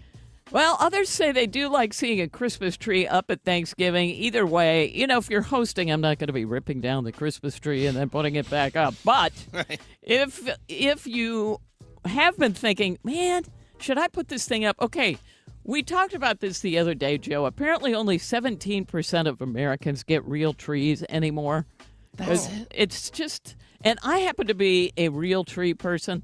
But they haven't had them out yet. They generally don't put them in the lots until the day after Thanksgiving. Now, I drove to Schnucks today, and I saw a lot across the street. And we usually go to this Lutheran lot by Mike's office. But across the street, there was one, and they had trees today. So it actually occurred to me, ooh, I could get one, but they're going to die early. It's a fine line. It is, and I love the smell of a real tree. But I mean, we start playing Christmas music on November 1st nowadays on the radio, and I like my house to match the radio. All right. Well, I actually like to separate them, but if you were thinking, you know what, I better get a tree up, I'm hosting, don't worry about it. You're doing the right etiquette thing. So leave it down, focus on the food, and then put it up after you're done with the dishes. That's the way I'm seeing it. By the way, somebody said this on the feed, and she's right. Older than the 105 years ago is my alma mater, Kirkwood High School, Webster Groves. That rivalry has been going on longer than play-by-play. I just want to point that out. Two St. Louis suburbs going at it. Go Pioneers. And it's time to start looking at the year that was. And I love these lists that come out. Sometimes I'm like, ooh, that's exciting. And others you think, oh. But this one is the one of the people that we have lost this year. And even though you know it, when you listen to this, you think, oh, I forgot about that. Deadline.com put together a huge list. But here are some of the bigger names. Peter Yarrow passed this year from Peter, Paul, and Mary. Sam Moore from Sam and Dave, passed away at 89. David Lynch died this year. Bob Euchre, he was 90. He passed away in January. Gene Hackman. And remember the whole thing about how did he go and they found his body in the Y. I mean, that was a big deal. He was 95. That happened back in February. Roberta Flack we lost this year. Michelle Trachtenberg, and she was only 39. George Foreman, yes. Oh, I love George Foreman. He passed away in March. Richard Chamberlain, Val Kilmer, game show host Wink Martindale. Let's not forget that. He was 91. But those are just some of who we lost this year. And then, of course, we start getting all kinds of lists that will come out from here to the end of the year, and then even in the beginning. All right, I found this story that's random science news this week, but when you were talking about Virginia Tech, it made me think about it. Sorry, team. A team at Virginia Tech may have come up with a better way to defrost windshields. Oh. They figured out how to zap it off with high-voltage electricity instead of heat. And it's faster, but it's not clear yet how they're going to do it safely in cars. All right, you live up there, Joe. What is the Buffalo preferred way of getting the snow off your windshield?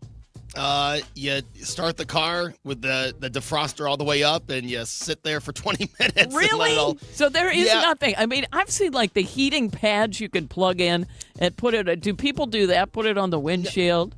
No, I mean, I'm usually always in a hurry, so I just get the broom and I just brush the whole car down. Mm-hmm. But a lot of people like to just, and that causes a problem, right? Because they'll leave their car on and it'll melt the windows, but then you get behind them on the road and now all the snow on their roof, because that didn't melt off. Yes. Now that's all on your windshield. Well, they're going to make a ton of money if they figure out how to sell this. Now, I saw some video on the internet, which of course never lies, where a woman walked out to her car in the freezing cold and dumped boiling water, tried it on the windshield, and it cracked that and part of the hood of the car. Oh, my gosh. But I don't ever know anymore whether it's AI or whether that's real. That might be AI, but that would happen. Like, especially, it's going to be 25 degrees on Thanksgiving here. If I go out with a boiling pot of water, I won't be running the turkey truck because I won't have a windshield. There is that. The job sites, by the way, Monster has just released a new poll on revenge quitting. Have you heard of that, Ethan? Do the kids know what revenge quitting is? This kid doesn't, that's for sure. Well, that's found almost half of us have done it before. They define it as quitting, quote, without notice to express frustration. And I thought, what? Okay, 47% of people say they've abruptly quit a job because they were just fed up. 57% have also seen a coworker do it. I don't think I've seen it. Joe? Not that I can think of. I've only worked at 4 places my entire life because I worked my high school job for 14 years. So what was that? I delivered pizzas for a pizzeria here in town, and I delivered it until I was 20. I delivered pizzas until I was 20. No, I'm sorry, until I was 32. Check the math. I was asking some questions there for a second. Doing the math, were you? Well, you have to. I worked there for 6 16 years. Yeah, I worked there for 16 years. I started when I was 16 making pizzas, and I sucked at making pizzas. So they moved me to driving when I was 18. And it was just nice extra money. But then, I got married, had a kid. I was like, yeah, I probably should stop. 47%? 47%, you say, Sue? 47%. They say they have abruptly quit a job because they were just fed up. Of that 47%, I wonder what percentage was before the age of 21. Oh, that's a good question. I don't know. I have seen it happen once, and it was while I was working with the Cardinals. It was someone in the booth. It was someone in the food, like that would deliver the food and whatnot. But I can't really think of. Wait, were they mad visibly, and they said, "I can't quit"? No. Oh. They just stopped showing up. Okay. Wow. Yeah. I think ghosting jobs is kind of what they do instead of having a fit. You just don't show up. Yeah. Well, they say a toxic work environment is the number one reason people gave for doing it. Poor management is a close second. Feeling undervalued or ignored is third. 46% say they might not have done it if they just had a different boss. We have a rare Mark Reardon comment while he is not here with us at the show. Has he revenge quit already? He texted me and said, I made a producer cry and walk out during the middle of his shift one time, and he said he was going back to work at Schnucks. A testimonial and a confession from our own Mark Reardon. Mark. And nothing says happy holidays like that. Oh my gosh, Mark. I'm going back to work in Schnucks. That's so funny. Okay, by the way, 1 in 5 have daydreamed about telling their boss to shove it for over 2 years. Okay, that Before number they makes finally sense. took In fact, off. I'd say that number is probably a little low. 1 in 5. Well, yeah, I could see people having that as a fantasy. Okay, researchers say raccoons may be inching closer to becoming pets. Okay, advice, people. Raccoons are not your friend. They are not your pet. A study from the University of Arkansas Department of Biology found raccoons are physically changing in response to their interaction with humans. And by physically changing, that means their faces are evolving to look cuter. Now, they're not dumpster diving less or becoming, less. I've dug through everything and everything. Any of that stuff, Yeah, one biologist say once wild animals start spending time in the proximity of people, they become a little less afraid and perhaps even start showing physical signs of domestication syndrome. Do not, people, befriend raccoons and take them into your house. And finally, at Sue's News, we have today's random fact. I wondered if the armadillos were looking cuter at Mark's house. Today's random fact. From 2011 to 12, China produced more cement than the U.S. did throughout the entire 20th century. And that's it for Sue's News. And we're back after this. I'm Dan Loney with Your Money Now. Best Buy eked out a small gain today after it beat projections last quarter with per-share profit of $1.40 and revenue of $9.67 billion. The electronics retailer also hiked its full-year forecast for revenue, and it is now expecting a comparable store sales gain for the year as well. Tuesday, a strong day on Wall Street. The Dow Industrial Average up 664 points, ending at 47,112. The Nasdaq up 153 and the S&P 500 up by 60. NHL Commissioner Gary Bettman, in an interview on CNBC, said valuations of the league's teams are up about 100% year over year. He added that the league has never been more healthy, with the best competitive balance of any of the 4 major sports leagues. But he did not commit to expansion of the league. Producer prices for September matched expectations with an increase of 0.3%. Year over year was up 2.7%. That is Your Money Now. Okay, all signed up. Easy. Now let's run payroll. What the? Hey girl, I'm you with more gusto. Nice. Who's that? New social media manager. Hired and onboarded with gusto. And spoiler, we're kind of famous now. Wait, we're famous? Oh, well, I'm famous. Payroll, benefits, and HR. Designed and built for small businesses. Choose a future with gusto. At Bank of America, we asked our teammates, What makes this company a great place to work? There's very little that you can't accomplish working for Bank of America.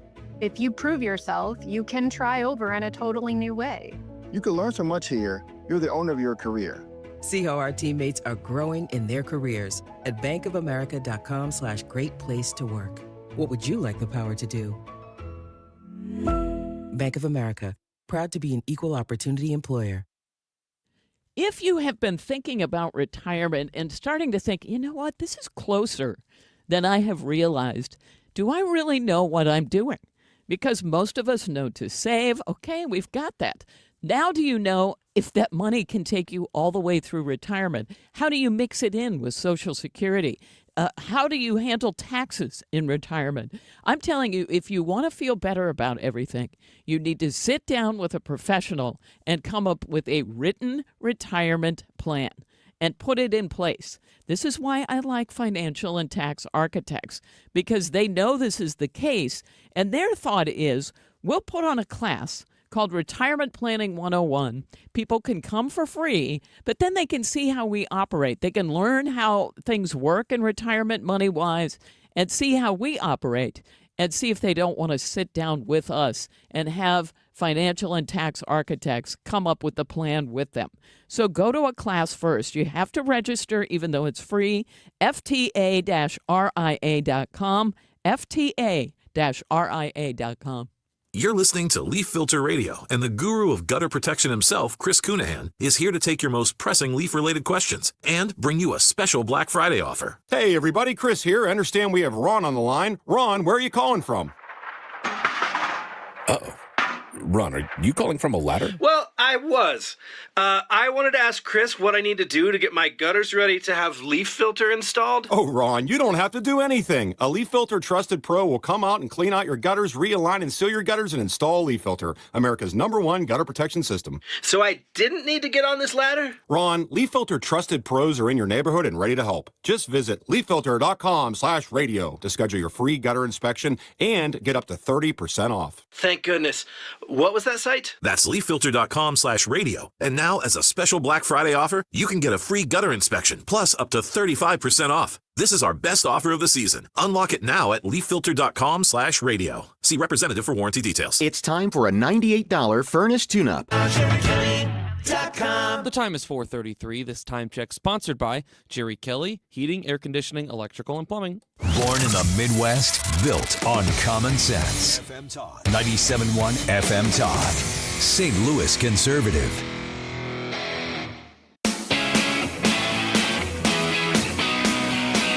Hey, Joe Beamer in for Mark Reardon on 97.1 FM Talk. Great to have you along.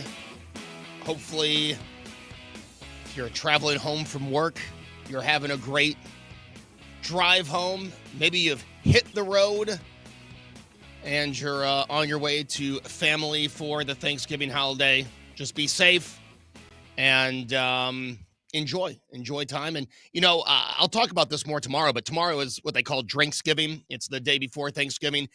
Nationwide, it is the most, what's the word I'm looking for? It is the most bars or go through the most alcohol. That's what I'm looking for on the Wednesday before Thanksgiving, then New Year's Eve and St. Patrick's Day. Now, again, that's nationwide.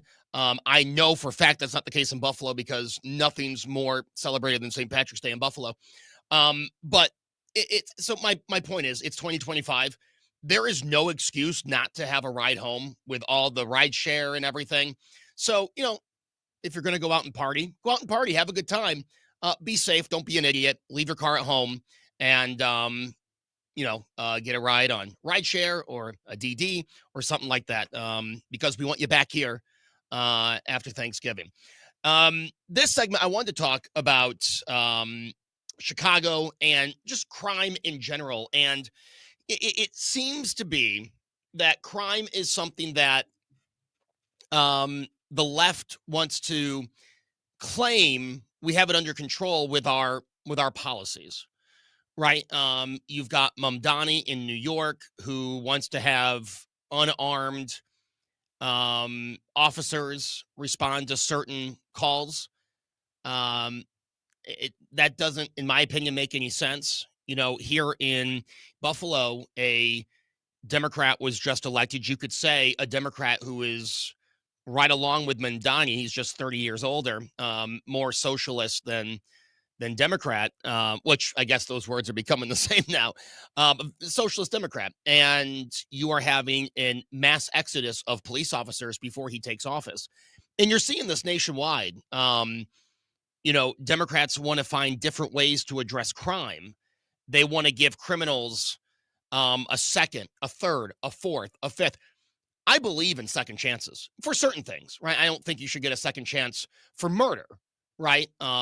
There was a guy here in Western New York who was let out after 20 years in jail for murder. And he was out of jail for a few months, was arrested, put back in jail, but because of our bail reform in New York State, was let go, cashless bail. He ended up murdering again. And again, that death you can link to the dangerous policies. Well, these are policies that Democrats want to put nationwide. These are policies that you are seeing in major cities. And again, you are seeing socialist leading Democrats who want to take this new age approach at crime. That doesn't work. And when criminals know that they are going to get out of jail in 24 hours, when they know they're going to get arrested and just get released with an appearance ticket, what's the incentive for someone who commits crimes? Let's be honest. Someone who's a habitual criminal, what's the incentive to not have that crime again? I walk into a Walmart, a Target in New York State. Everything's behind glass. I needed a new one of those squares to put my USB cord in to plug it into the wall. And we're talking a $9.99 purchase. I had to wait 20 minutes for someone to unlock the case because so many people have run out of the store because, again, they're not getting put away. They don't have to pay for bail because of cashless bail. They're getting let go with an appearance ticket. Is that fair to the retailer? Is that fair to the people who follow the law?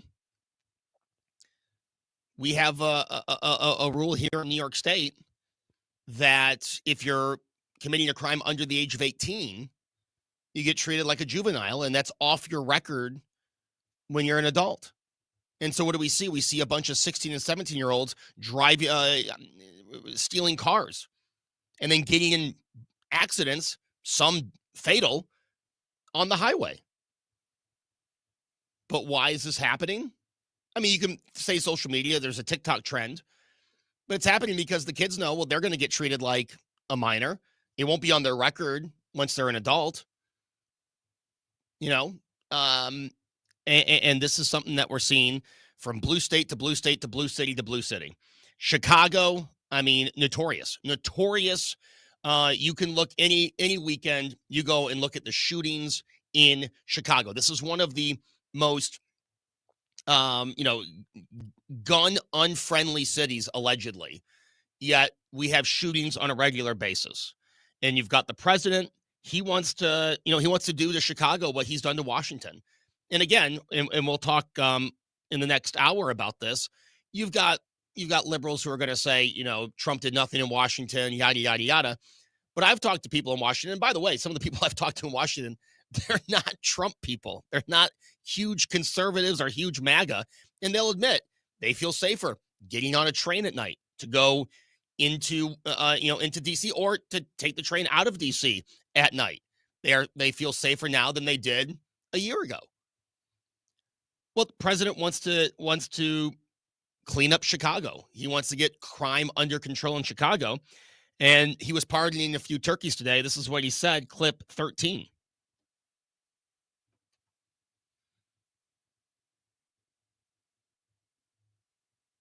He was talking about Chicago and doing into Chicago what he did in D.C. And here it is. I got it now. Sorry, it wasn't playing for a second. Here we go. Hey, no problem. We're ready to go. We've been moving toward Chicago. We have a governor that thinks it's wonderful that only like 7 people were killed this week. But we are moving toward doing, and we're going to, if crime gets, it's horrible what's happening in Chicago. We could make Chicago a safe city in a period of 4 weeks. In a period of 8 weeks, 9 weeks, 10 weeks, it would be totally safe. And the people of Chicago want us to go there. And if you look at the crime that's taken place in Chicago in the last 2 weeks, just take a look. It's on the front page of every newspaper. It's out of control. The mayor is incompetent, and the governor is a big fat slob. He ought to invite us in, say, please make Chicago safe. We're going to lose a great city if we don't do it quickly. Make Chicago, we'll do the same thing as we did in D.C., the same thing as we did everywhere we've gone. And, now he did go on in the clip to admit that he could lose a few pounds as well. I just want to point that out. But, he talks about, making Chicago safe. And Chicago is a great city. There's a lot of great things about Chicago. There's a lot of great college viewing bars in Chicago. I don't mean college bars. I mean bars to view college sports is what I meant to say. Anyway, but the president has been on this, and, it is frustrating when you've got people like Governor Pritzker, or in my situation, Governor Kathy Hochul, who want to talk about, well, crime's down. But it's down from where it was, which was unacceptable. And I would argue that numbers are still unacceptable. Again, the Buffalo mayoral race just happened, so that's why it's fresh on my mind. And you had the mayor-elect now, talking about crime stats and how the policies okay, but you still have people getting murdered. And in Chicago, you still have a number of shootings every weekend. And what's the answer from the mayor of Chicago? The mayor of Chicago goes on to say that we can't incarcerate our way out of violence, arguing that an addiction to jails is racist, immoral, and unholy, and not an effective solution to the city's crime issues. So what's the answer then? If we can't incarcerate so you're arguing that putting the criminals in jail is not a way to get crime under control. Like, to me, that's crazy. What happened to, I grew up with the expression, do the crime, you do the time. And it seems like we now have leaders in blue cities. They want to do everything but put criminals in jail. Here in New York State, we're closing 2 jails, 2 state jails. As incarceration's up 7%, we are closing jails. You've got a mayor in New York City, right? And say what you want about New York City, but New York City is an impression people have of America who aren't American, right? Outside of America, the impression of America, a lot of it comes from New York City. And you've got a guy now who's going to be the mayor, who's talked about,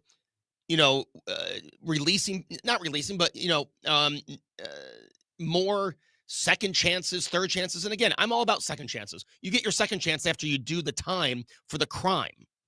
You don't get a second chance the day after a robbery or the day after. I mean, the list of crimes that Democrats think you could just give an appearance ticket and let these people back on the street. And how many individuals have to be murdered?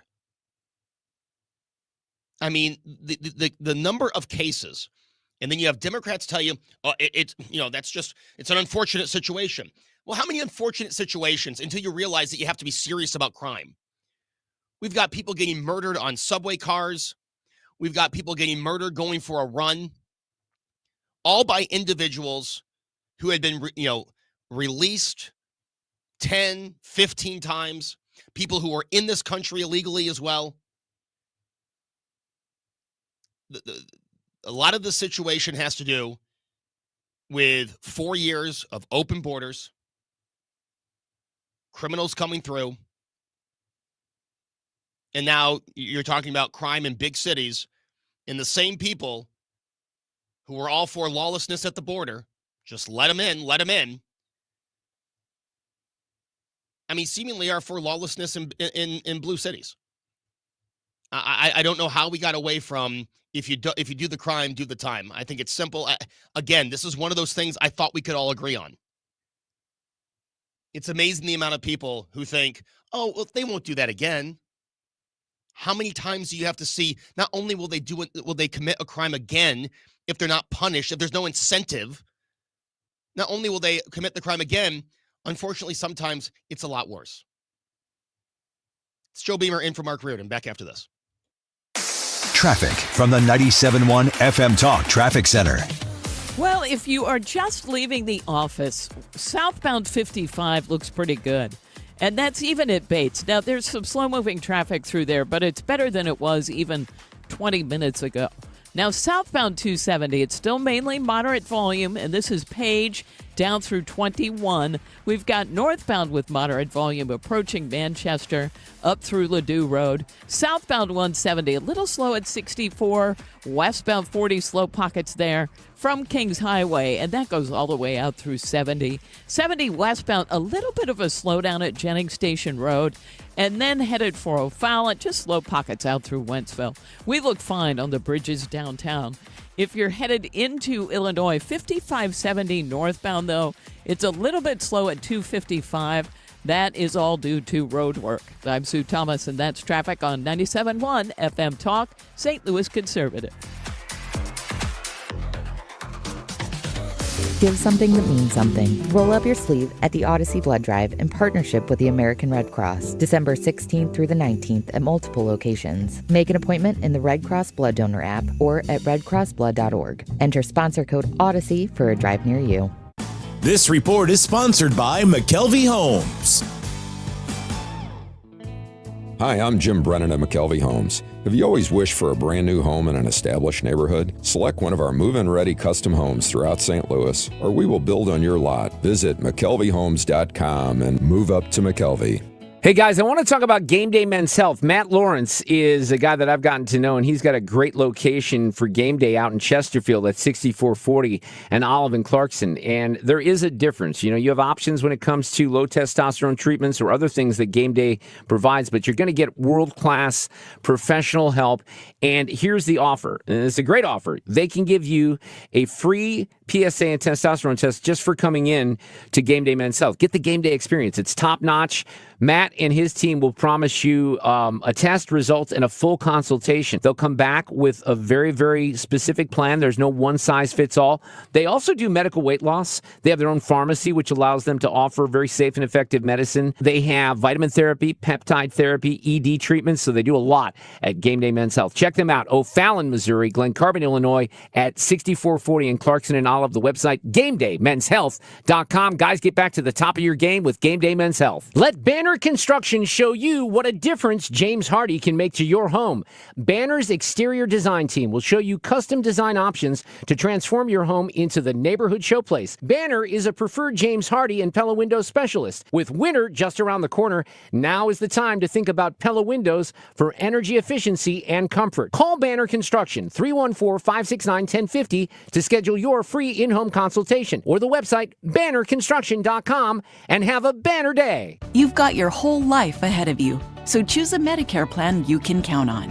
And that's what you get with a Medicare Advantage plan from United Healthcare. With more than 45 years' experience serving its members, United Healthcare has plans with low monthly premiums that fit your life today and as your needs change tomorrow. The Medicare annual enrollment period ends December 7th, so go to uhc.com/Medicare today. United Healthcare Medicare plans. It's Medicare coverage Missouri can count on. Swapping out your tires? There's nothing like it. With eBay, you can find the feel you're looking for, from smooth highway rides to grip for rough terrain. Get all the tires you need at prices you'll love. eBay. Things people love. This is the Mark Reardon Show on 97.1 FM Talk, St. Louis Conservative.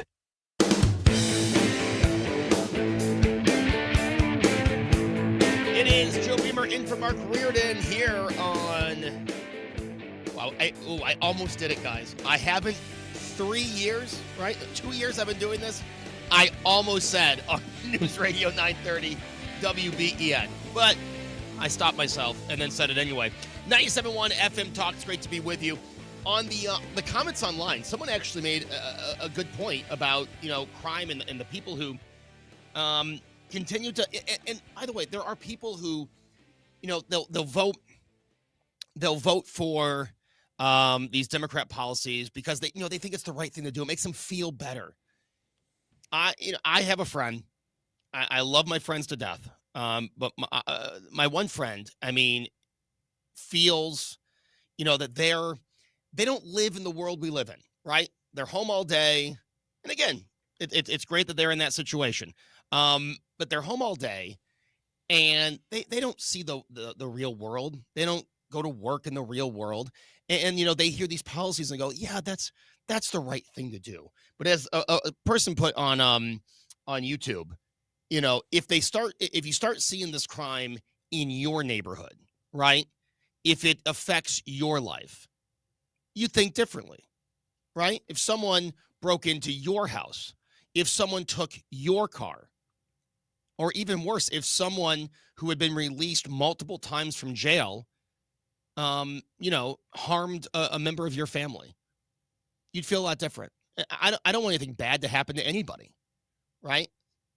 But just think about it that way. The stuff you're reading in the news, I think so many people read it. And again, the people, and they'll go and they'll vote Democrat. They'll vote for someone who wants cashless bail. But if you incorporate these stories like, oh my gosh, and I've always been this way, I'll read a story and go, I can't imagine if that was me, if that was someone I loved, if that was my house. I think it would just make you think of this differently. Like, again, depending on the crime, yeah, you can have a second chance after you do the time, after you learn your lesson. I acted out a lot when I was in school.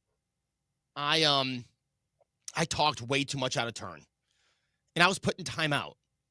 I never was given a warning, right? My teacher never said, next time, Joe. No. I was put into timeout, which in elementary school was the other side of the door. And then in middle school and high school, believe me, I served my detentions. I did. And then I finally got in-school suspension once. And guess what I didn't do anymore? I didn't blurt out anything in class. There's a reason why my senior year, there were very little detentions. It's because the year before I had gotten a 3-day in-school suspension. Wasn't able to go host the morning announcements. Wasn't able to have lunch with my friends. Almost got kicked off the lacrosse team. Learned a lesson. Didn't do it again. Right? And now you have people that are literally stealing hundreds of dollars of merchandise. In some states, you're being told that you can't even chase those people. Just let them go. A lot of people just getting away with theft on a regular basis. And then when they do get caught, oh, here's an appearance ticket. Back on the street. And again, what we are seeing with some of these criminals is that the crime gets worse and worse and worse. But they keep committing crimes. And you have too many people that just go in and they I'm voting with my heart. Sometimes you just have to vote, or sometimes you have to make policies. I always say, like, you can't govern based on feelings. Ben Shapiro says, facts don't care about your feelings. And it's true. Wouldn't it be beautiful if we could all just use our feelings and vote with our heart? Sometimes you just have to be honest. And, the real world is not this. There was an episode of Boy Meets World where Eric goes on a date with, a girl who's everything's, roses and rainbows and bubble gum and everything. And, he breaks her heart and she, turns into, a goth singer. You get what I'm saying? The world's not all bubblegum and roses and rainbows. Every now and then, the harsh realities have to set in. And sometimes that's what you have to think of when you're coming up with policy and when you're going to the ballot box. It's Joe Beamer in for Mark Reardon. We're back after this. Traffic from the 97.1 FM Talk Traffic Center. Well, it's kind of a typical commute. I think tomorrow will be a breeze, but today we still have some volume. Westbound 70, a little bit slow near Jennings Station Road and in pockets out through Wentzville. 6440, heavier, and that's Kings Highway in pockets on out through Wentzville. Now, we do have volume southbound 270. It's mainly moderate, but it's approaching Olive down through Doherty Ferry. Westbound Manchester is jammed at 141. Eastbound 40 slowing 170 through Big Bend, and of course the inner belt is slow, headed for 64. Southbound 55, that's a slow go at Bates. And let's see, we have 141 southbound jammed at 44, and it's pretty slow, headed for 21 as well. Not bad on the bridges downtown. This report brought to you by Point with an E Pest Control. I'm Sue Thomas, and that's traffic on 97.1 FM Talk, St. Louis Conservative. Tired of mice? Point Pest Control finds their entry points, eliminates the infestation, and seals them out for good with our exclusion services. Mention Annie to get 10% off on top of any other special. Call 636-798-0023. Visit Point with an E, pointpestcontrol.com. When you're approaching retirement, there are a lot of questions to answer. Do you have enough money to fund your income for life? How should you claim Social Security? And what's your plan for health care and long-term care? Hi, I'm Eric Robert, Director of Investments with the ClearPath Wealth Management Group at Stifel and host of On the Money Saturday mornings at 11 on 97.1 FM Talk. Don't leave your retirement to chance. It's crucial to understand and address relevant risks before you retire. Our team can help you get organized, guide you through critical retirement decisions, and create an investment portfolio designed around your needs. To schedule your free retirement plan consultation, go to clearpathinvesting.com. That's clearpathinvesting.com. Or call us at 636-695-2650. That's clearpathinvesting.com or 636-695-2650. Stifel Nicholas and Company Incorporated. Member SIPC and NYSE. Welcome to Coffee House. How are you today? Hi, great, thanks. May I get a sea salt caramel latte with almond milk, extra caramel, extra shot, iced, Gross. and to go, please. Did you get all that? No, I was just ringing you up for all the extras. Can you repeat your order, please? Oh, never mind. I'm just gonna go. Stop paying extra for extras. Get fancy coffee without the fancy coffee price at Quick Trip. Raise your coffee bar. Navigating healthcare can be tricky, but you don't have to do it alone. The Navigator Project is here to help Missourians every step of the way. We provide free, personalized assistance with enrollment in the healthcare marketplace. We'll guide you through your options, help find the right plan, and get the coverage you need. Go to ma4web.org and select the Services tab to find a navigator. Brought to you by the Missouri Association of Area Agencies on Aging. Do you have 3 ex-wives and your current trophy wife wants a life insurance policy 3 times the size of the policies you had to purchase for your previous mistakes? If so, you need to call Big Lou at Term Provider, 800-700-6898. Big Lou is intimately familiar with your problems, and if you're 50 or 60 years old and in reasonably good health, a $1 million policy should only cost about $100 to $200 per month. Big Lou may have a solution for your previous policies as well. You may even save enough money to lighten the load on your new $1 million policy. Remember, call Big Lou. He's like you, except he's only on number 2. Call Term Provider at 800-700-6898. That's 800-700-6898. For $1 million in term life insurance that you can live with. Call Big Lou at 800-700-6898. 800-700-6898. Get ready for the 38th annual Guns N' Hoses. It's St. Louis's biggest charity boxing event supporting the Backstoppers. Hear it right here the night before Thanksgiving. Coverage starts at 6:30.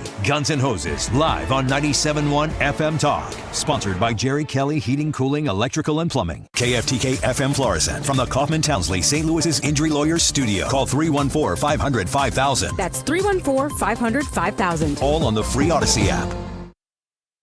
Air Comfort Service, heating, cooling, and insulation. Weather. Gloomy skies continue for evening plans, partly to mostly cloudy this evening and overnight. It turns windy as a cold front comes by.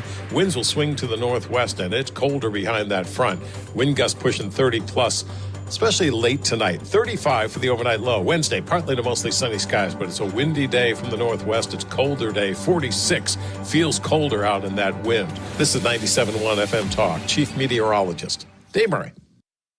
input from both sides, and there are only a few remaining points of disagreement.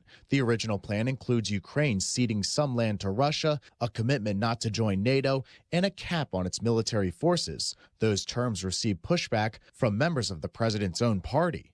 At the White House, Ryan Schmelz, Fox News. All 24 Nigerian girls who were abducted by an armed assailants from a Catholic school last week have been rescued. That's according to that nation's president. The girls were taken November 17th. No details were released about the rescue mission. Israel says it's released the remains of another hostage from Hamas. The remains of the dead hostage were handed over to Israeli soldiers via the International Red Cross. The military's chief rabbi will receive the body in Israel as part of a military repatriation ceremony. Then, work will be done to confirm the individual's identity.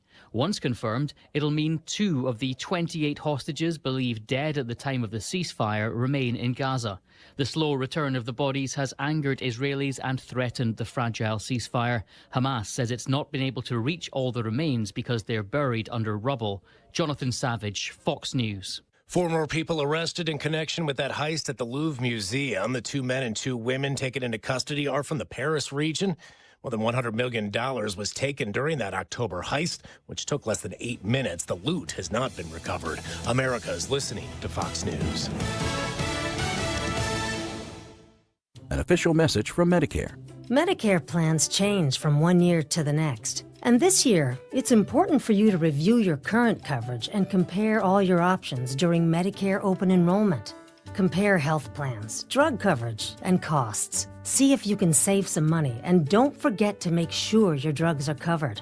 Open enrollment ends December 7th. Visit Medicare.gov or call 1-800-MEDICARE. Paid for by the U.S. Department of Health and Human Services. Hear that?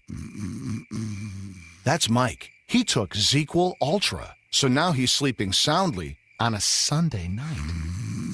ZQL Ultra helps Mike fall asleep fast, stay asleep longer, and get the deeply restorative sleep he needs, so he can wake up refreshed and ready to conquer Monday. Let's do this Monday. ZQL Ultra, not for colds, just for sleep. Really great sleep. Use as directed. Keep out of reach of children. Air Comfort Service, heating, cooling, and insulation, weather. Gloomy skies continue for evening plans, partly to mostly cloudy this evening and overnight. It turns windy as a cold front comes by. Winds will swing to the northwest, and it's colder behind that front.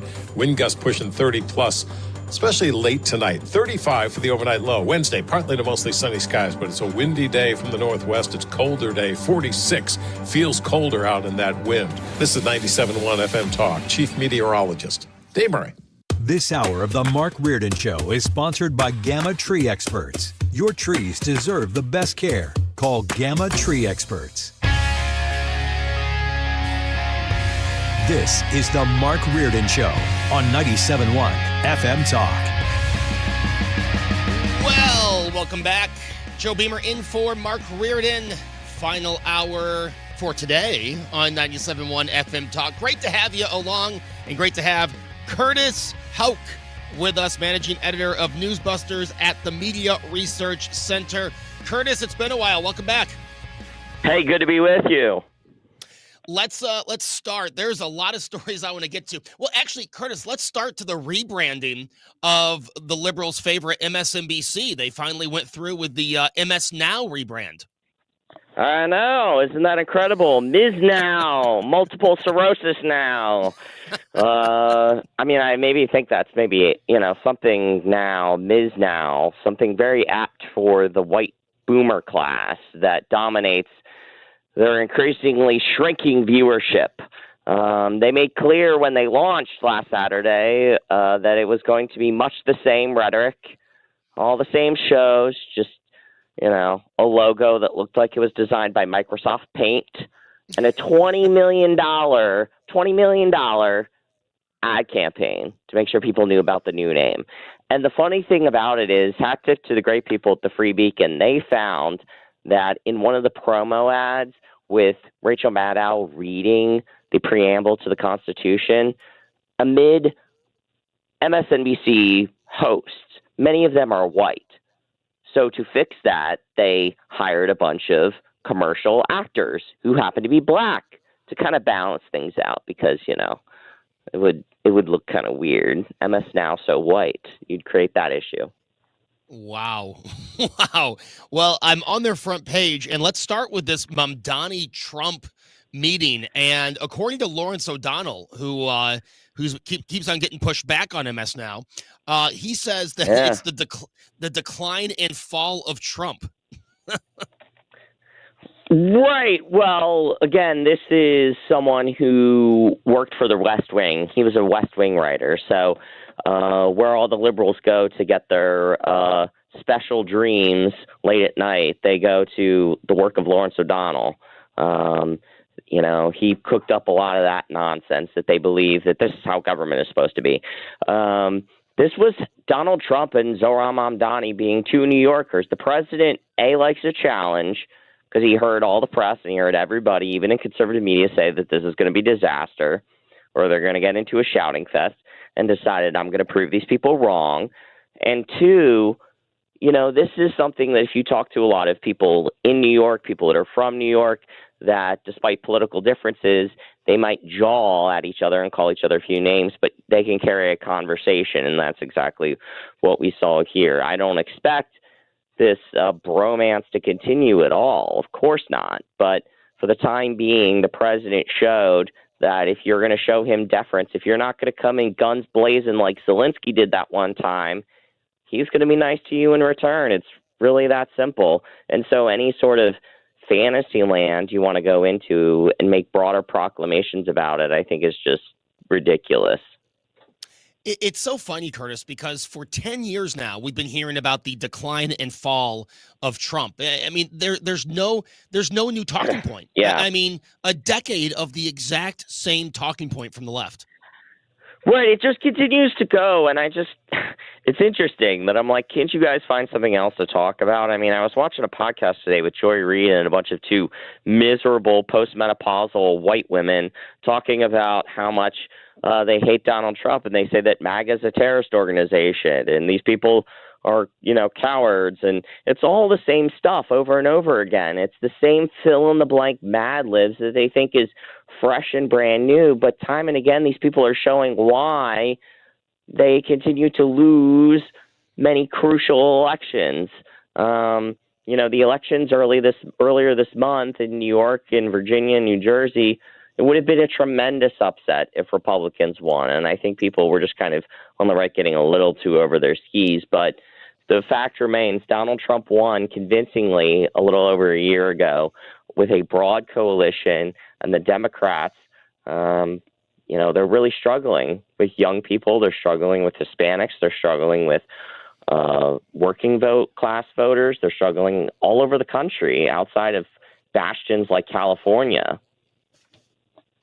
It is so funny. You're right about Election Day 25, where it was mostly blue elections. Virginia, that was a rare instance in the last decade and a half for a Republican to be elected. Well, Joe, here's the other thing. Let me just say that Glenn Youngkin is someone who lives here. Glenn Youngkin had a message. He was very clear about why he was running. He spent a lot of money, his own money, by being an investment guy with Carlyle.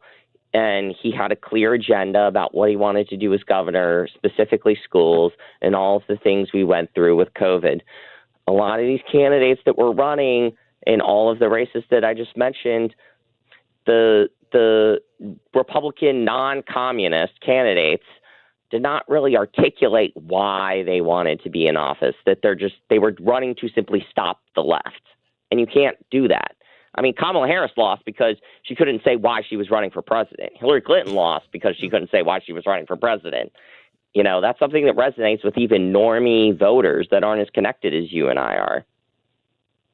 It's a great point. Curtis, again, the media just always cheering, and they get so giddy when something goes their way.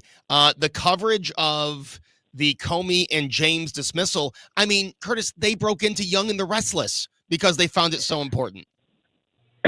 Yeah, I don't really know what's gonna. I mean, they're it's Thanksgiving drama they're breaking into. The drama llamas in the retirement homes. I don't know what they were gonna do.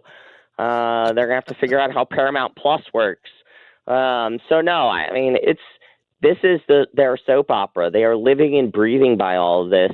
And just anytime you see that kind of derangement and ferocity when it comes to obsessing over these kinds of things, just know that these people probably don't have hobbies, and they live very sad lives. So that's number one. But the other point is the Comey case in particular, the more we're learning about it, it just seems sloppy. It seems like it was true amateur hour. The stuff with Letitia James, a little bit more serious, and obviously John Bolton is completely screwed.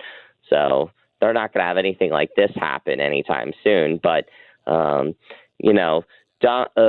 Stephanopoulos, when those two indictments, the Comey and James indictments came down, they said, norms have been shattered.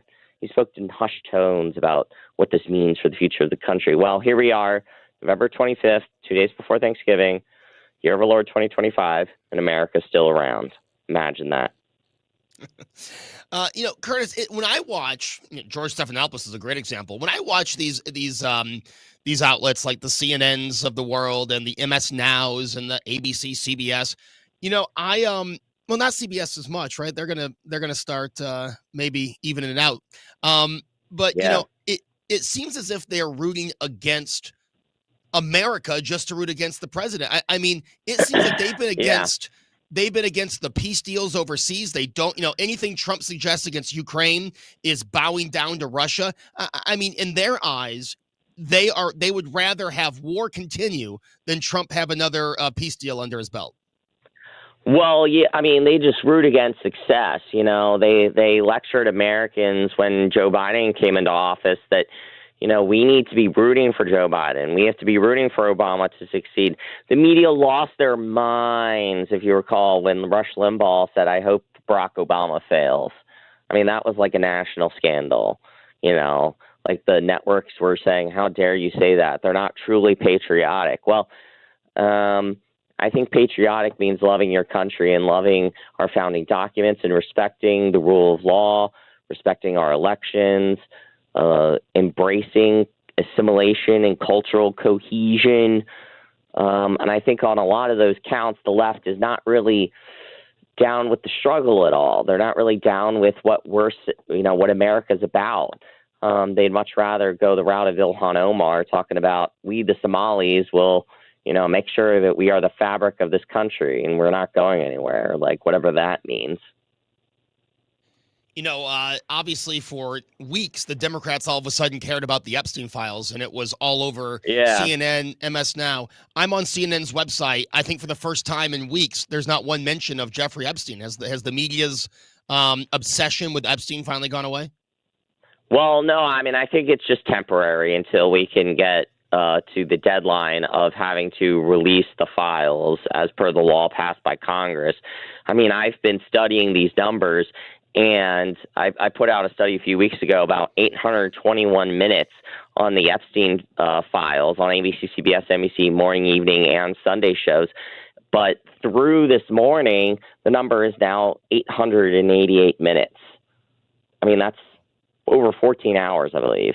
We're pushing 900 hours, 380 minutes on ABC, 210 minutes on CBS, and 297 on NBC News. I mean, just these numbers are simply astounding. This is the new Russiagate. And even during the Russia collusion hoax, there would be days that, yes, they've talked about the same thing 3 or 4 times, and even they know that they're not going to be able to pass it off on their base as new information. So I think once we get on the other side of the Thanksgiving holiday, expect that to resume in earnest, because this thing isn't going to stop, because they truly believe, and they want people to believe, that Donald Trump had something to do with this and participated in Epstein's horrible crimes, that they believe that there's some smoking gun out there that will lead them to the real truth. Yeah, if that was there, you don't think Biden would have had that? That would have been out in the last 4 years? Exactly. Exactly. And I mean, that alone just puts down this notion that new information will come out. I mean, they indicted the guy 4 times. People have tried to kill him twice that we know of. I mean, it's inconceivable to think that stuff would not have already come out. Curtis, you posted this an hour ago. Andrew McCabe, who has a regular segment, it seems, on CNN, got pretty upset at our friend Scott Jennings for bringing up Operation Arctic Frost. Right, yeah, and I think that was interesting that Andrew McCabe was like basically, oh no, there's no there, that really everything that was going on there was entirely above board because they were just merely trying to, what the FBI was doing was, Joe, seeking phone records from members of Congress to find out, determine who may have been in contact with the person who the investigators thought was the ringleader of the plan. Yes, the insurrection at the Capitol. Whereas he said, of course, what these former military officials, now Democrats, have done is perfectly patriotic because it's just political discourse to sow disorder in the ranks by saying, if you feel like anything's illegal, you don't have to do anything about it. Unreal, what's coming out. It is. I mean, it's funny to me, Curtis, the stuff that's coming out from the last administration that, they went ahead with Kamala Harris because they knew if Trump won, he was going to expose everything that happened over the last 4 years. It really is amazing that they thought they would be able to continue to cover this up with someone like Kamala Harris. Right, yeah, no, and I mean, the idea that this kind of thing wasn't going to come out, that Jack Smith was doing this kind of thing, seizing phone records of, dozens of Senate Republicans. Are you kidding me? I mean, you think on top of the thousands of people caught up in the investigations over what happened that day, this is like prosecutorial overreach, in like to the highest degree. And Republicans have every right to be upset about this. And this is the kind of surveillance state that a lot of people have been worried about for a long time.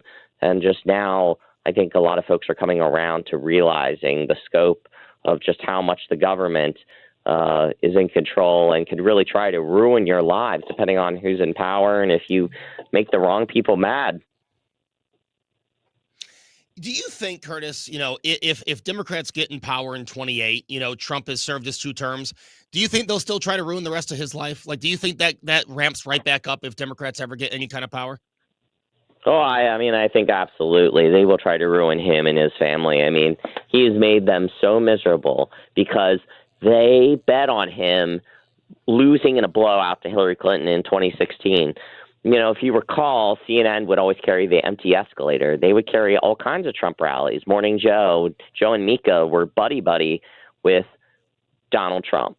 The late night comedy shows, they were playing with his hair. He hosted SNL because they thought they could boost him over the other Republican candidates whom they were supposedly afraid of.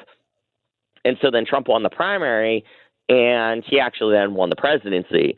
And they still do not accept the fact that Trump won fair and square in 2016. They're still going around telling people that Russia hacked the election. Well, what does that imply? That implies that there was malfeasance, of course, when there wasn't. Unreal. Hey, Curtis, I hope you have a great Thanksgiving. We'll talk soon. Yeah, absolutely. Thank you so much for having me on. That is Curtis Houck. You can follow him at Curtis Houck, Houck on X. All the great stuff all the great analysis he just gave us, you can find on his X page. It's a great follow at Curtis Houck, Houck on X, managing editor of Newsbusters at the Media Research Center. It is Joe Beamer in for Mark Reardon, and more of this great program. Well, it's great when I'm not here. It's mediocre when I'm here. Is back after this. Traffic from the 97.1 FM Talk Traffic Center. Accident reported westbound 44 approaching Elm. Look for a slow go in that area. Other than that, it's been the usual volume. So southbound 55, slowing headed down toward Bates. We had an accident reported in there, but it seems to be just the usual volume. 44 westbound, slowing in front of the Arch grounds. Southbound 170 is pretty slow, headed for 64. We've got southbound 270 with slow pockets approaching Olive down through Gravois before that opens up. 40 lines up near Hampton, and this is in pockets all the way out through 70. 70 itself, moderate volume Jennings Station Road in pockets out through Wentzville. And if you are traveling into Illinois, there's a little bit of volume on the Missouri side headed for the Poplar Street Bridge, but it's actually fine on the bridge itself. This report brought to you by Jerry Kelly Heating, Air Conditioning, Electrical, and Plumbing. I'm Sue Thomas, and that's traffic on 97.1 FM Talk, St. Louis Conservative. Furnace funky? Then make one call. And Jerry Kelly will be there the very next day. Call anytime, 8 to 8, 8 days a week. And Jerry Kelly will fix your furnace or install a new one the very next day. JerryKelly.com. We, without hesitation, recommend that anybody work with ThrottleNet. The experience will be as good as it's been for us, for anybody, because you'll get a true partnership and you'll be able to rest easy that you're going to get the service that you need while they're also doing all those things that you don't want to have to think about, that you don't want to have to worry about. They're always doing that in the background for you. Don't wait for your next IT crisis. If your business depends on technology, you need a partner that's got your back. Contact ThrottleNet.com to get a free IT evaluation and see how we can support your IT everything. With this season's drought and high temperatures, demand for new sprinkler system installs is at its peak. Even with a little rain in the forecast, now is the absolute best time to put a new system in place, setting you up for a healthier, greener lawn next year. Don't let your lawn go through another season looking the way it does today. Take control now, and you'll never have to worry about the damage heat and dry weather can cause again. Call 636-695-7800 or visit ProOutdoor.com to schedule your new system installation today. Leave it to my friends at Zero Res to come up with a great Black Friday offer for you. How about 3 rooms of carpet clean starting at $119, and you can take $75 off air duct cleaning. Don't let the holidays sneak up on you. What they do is patented. It's a cleaning technology that will lift out the toughest stains without soap and without residue, so your home stays cleaner longer. And if you're not ready for the holidays, don't do it yourself. Call Zero Res because you know it's safe and effective. They can Zero Resify just about any surface in your house. They also have a 4.9 rating on Google with over 5,900 reviews. Don't miss this offer. Call Zero Res right now, 314-474-2020. Tell them you want the 97.1 Black Friday special. That's 314-474-2020. Or go online at ZeroResSTL.com. Reardon's back. Smarter talk for the Show Me State. 97.1 FM Talk, St. Louis Conservative. It is Joe Beamer in for Mark Reardon here on 97.1 FM Talk on this Tuesday. Coming up in the next segment, we'll be talking about the Cards and the Blues. Rough start to the season so far for the Blues. Am I getting that right? I mean, you are. They beat the Sabres. Is that anything? No, it's not anything. It's absolutely nothing. No, I mean, the Sabres have not been to the playoffs. I talked about this last time I was in. The Sabres have not been to the playoffs since my senior year of college. It has been 14 seasons. I mean, we follow up a 17-year drought in the NFL with now a 14-year drought in the NHL, and it's not looking good for a return to the playoffs. I mean, you have to remember the whole Miller Ort to the Blues. I mean, that was in the middle of this drought. And that's how long this drought has been for the Sabres. And we'll talk a little hockey, a little baseball coming up in the next segment. We talked earlier during Sue's News about the about Christmas decorations, and I did a whole show on this up here in Buffalo about putting the decorations up. I love Christmas time. Like I said, it's the only time I enjoy cold weather. Well, Christmas and playoff football. I do like the cold weather and playoff football.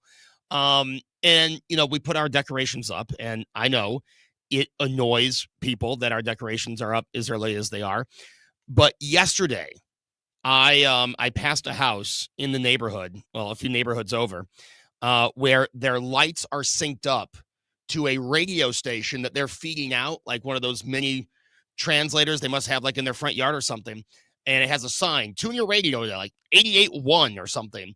And it's incredible. Like it gets, media coverage. But I have to assume if I'm a neighbor of this person, like this isn't in a really rural area. I mean, these are, this is a neighborhood, houses on top. I've got to assume that people get upset because last night I passed this house around 9:30 at night, and there were cars stopped to take in the whole show. Again, it's awesome. It's cool.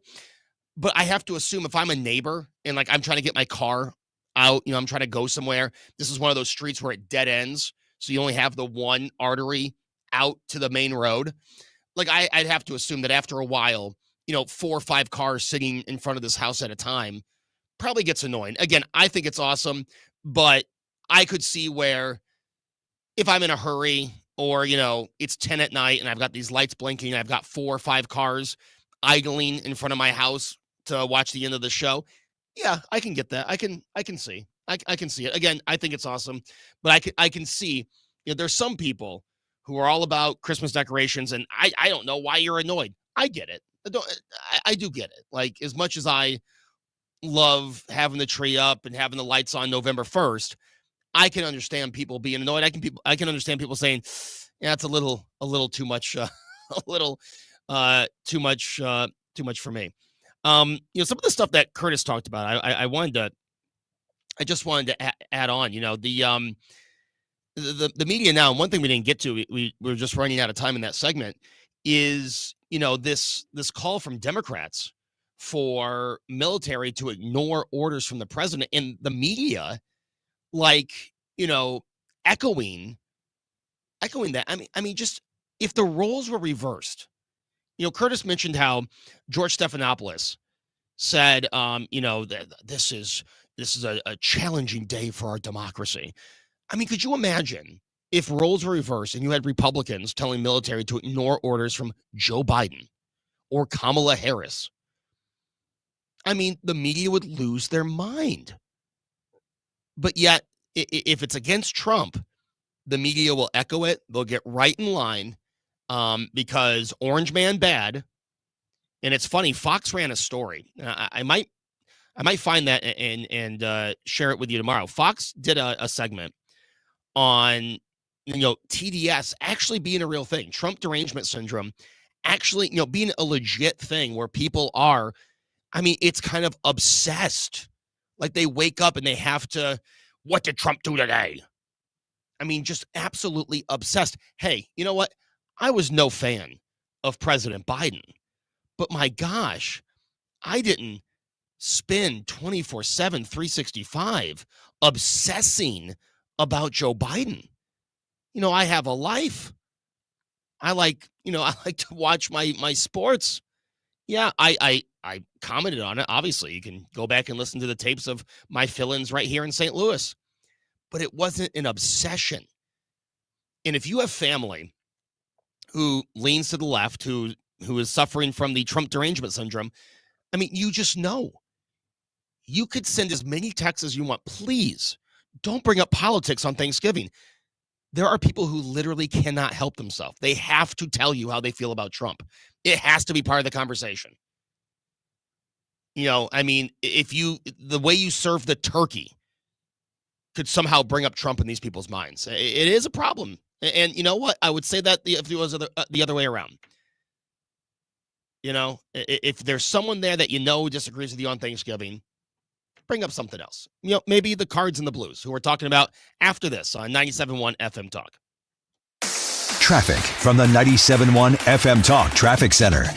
Watch out for that accident westbound 44 approaching Elm. That's causing a delay. Southbound 55 slowing at Bates. Westbound 6440 still slow pockets. And this is from near Kings Highway all the way on out through 70. Not a parking lot, just some slow-moving traffic. 70, same way. A little slow at Jennings Station Road and pockets out through Wentzville. Southbound 270, most of the volume there is approaching Olive. In pockets down through Gravois. If you're headed into Illinois, we look pretty good on the bridges downtown. Accident reported, though. Southbound 141 at Vance Road and a really big jam behind it. Also an accident southbound 141 near Clayton Road, and that's pretty bad as well. This report brought to you by Aspen Contracting, roofsbyaspen.com. Don't let cracked or missing siding leave your home vulnerable to St. Louis weather. Aspen Contracting has the crews and project managers ready to protect your home and restore its beauty. Call Aspen today for your free siding inspection, 636-465-1696. I'm Sue Thomas, and that's traffic on 97.1 FM Talk, St. Louis Conservative. You're listening to Leaf Filter Radio, and the guru of gutter protection himself, Chris Cunahan, is here to take your most pressing leaf-related questions and bring you a special Black Friday offer. Hey, everybody, Chris here. I understand we have Ron on the line. Ron, where are you calling from? Uh-oh. Ron, are you calling from a ladder? Well, I was. I wanted to ask Chris what I need to do to get my gutters ready to have leaf filter installed. Oh, Ron, you don't have to do anything. A Leaf Filter Trusted Pro will come out and clean out your gutters, realign and seal your gutters, and install Leaf Filter, America's #1 gutter protection system. So I didn't need to get on this ladder? Ron, Leaf Filter Trusted Pros are in your neighborhood and ready to help. Just visit leaffilter.com/radio to schedule your free gutter inspection and get up to 30% off. Thank goodness. What was that site? That's leaffilter.com/radio. And now, as a special Black Friday offer, you can get a free gutter inspection, plus up to 35% off. This is our best offer of the season. Unlock it now at leaffilter.com/radio. See representative for warranty details. Are you tired of feeling sick and tired? I'm Dr. Nick Barnes of Health From Within Family Chiropractic. Our simple 5-step approach aligns your health naturally. We correct spinal abnormalities to maximize nerve supply, focus on pure and simple nutrition, exercise and oxygen, mindset, and minimizing toxins in your body. Transform your health today with Health From Within, conveniently located on Manchester in Rock Hill or online at healthfromwithinstl.com. Get this, 42% of baby boomers don't even know how much money they have in their nest egg. If you're not sure where you stand in terms of getting ready for retirement, you should be listening to the All Financial Hour with Steve All. Let's sit down and talk about your questions, because I think that's the most important thing that it is out there. It's what questions do you have? Tune in to the All Financial Hour with Steve All, Saturday mornings at 6, right here on 97.1 FM Talk. It's time for a $98 furnace tune-up. The time is 5:32. This time check sponsored by Jerry Kelly Heating, Air Conditioning, Electrical, and Plumbing. Real talk, today's issues. 97.1 FM Talk, St. Louis Conservative.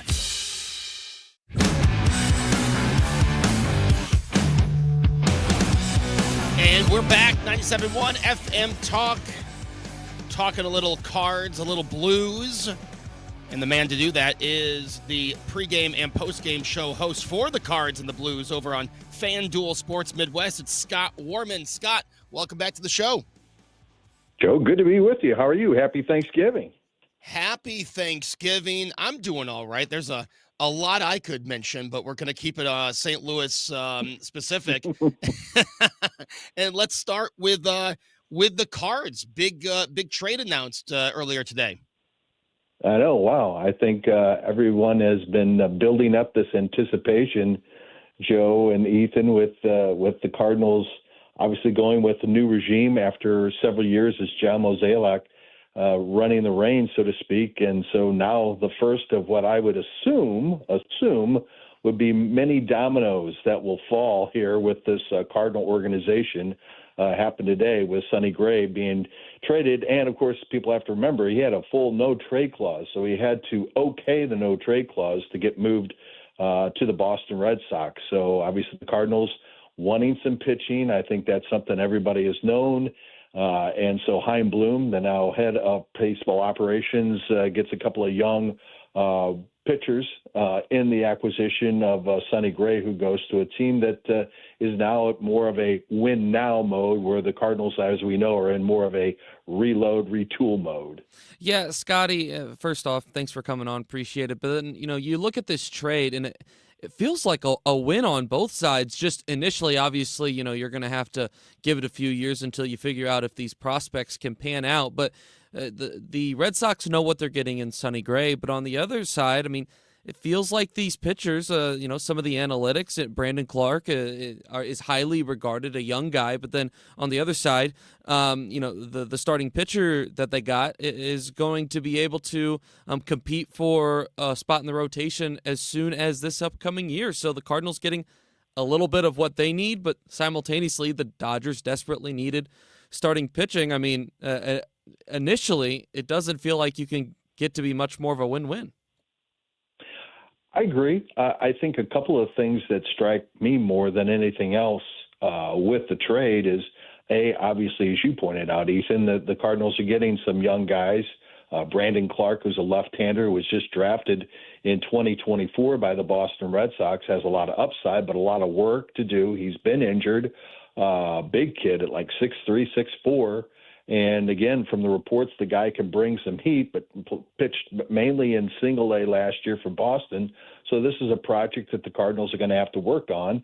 And the other one is Richard Fitz, who actually got some time this past year, I believe 10 starts for the Red Sox in 2025, and had a few starts, I think 4 the year before. So he's a younger guy as well, about 6'3", and has dealt with some injuries as well, but would think that maybe the back half of the rotation would be something that he might be able to fulfill with this team. Now, granted, you're looking at a guy in Sonny Gray when you're thinking about the Cardinals, who, you know, many people thought he was your ace last year, despite the team not projecting what maybe some would have thought, especially after the year or the month that they had in the month of May.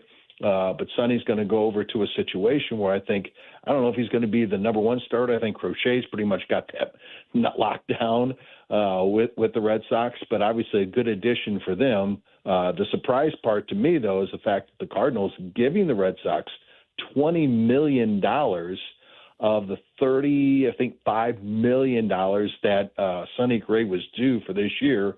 Now, there's another option to be picked up, obviously, by the Red Sox if they want to keep him for 2027. So that's the other one surprise. The other surprise, in my understanding, was one of the things that was very instrumental in Sonny Gray signing his contract with the Cardinals a couple of years ago is he lives in Nashville.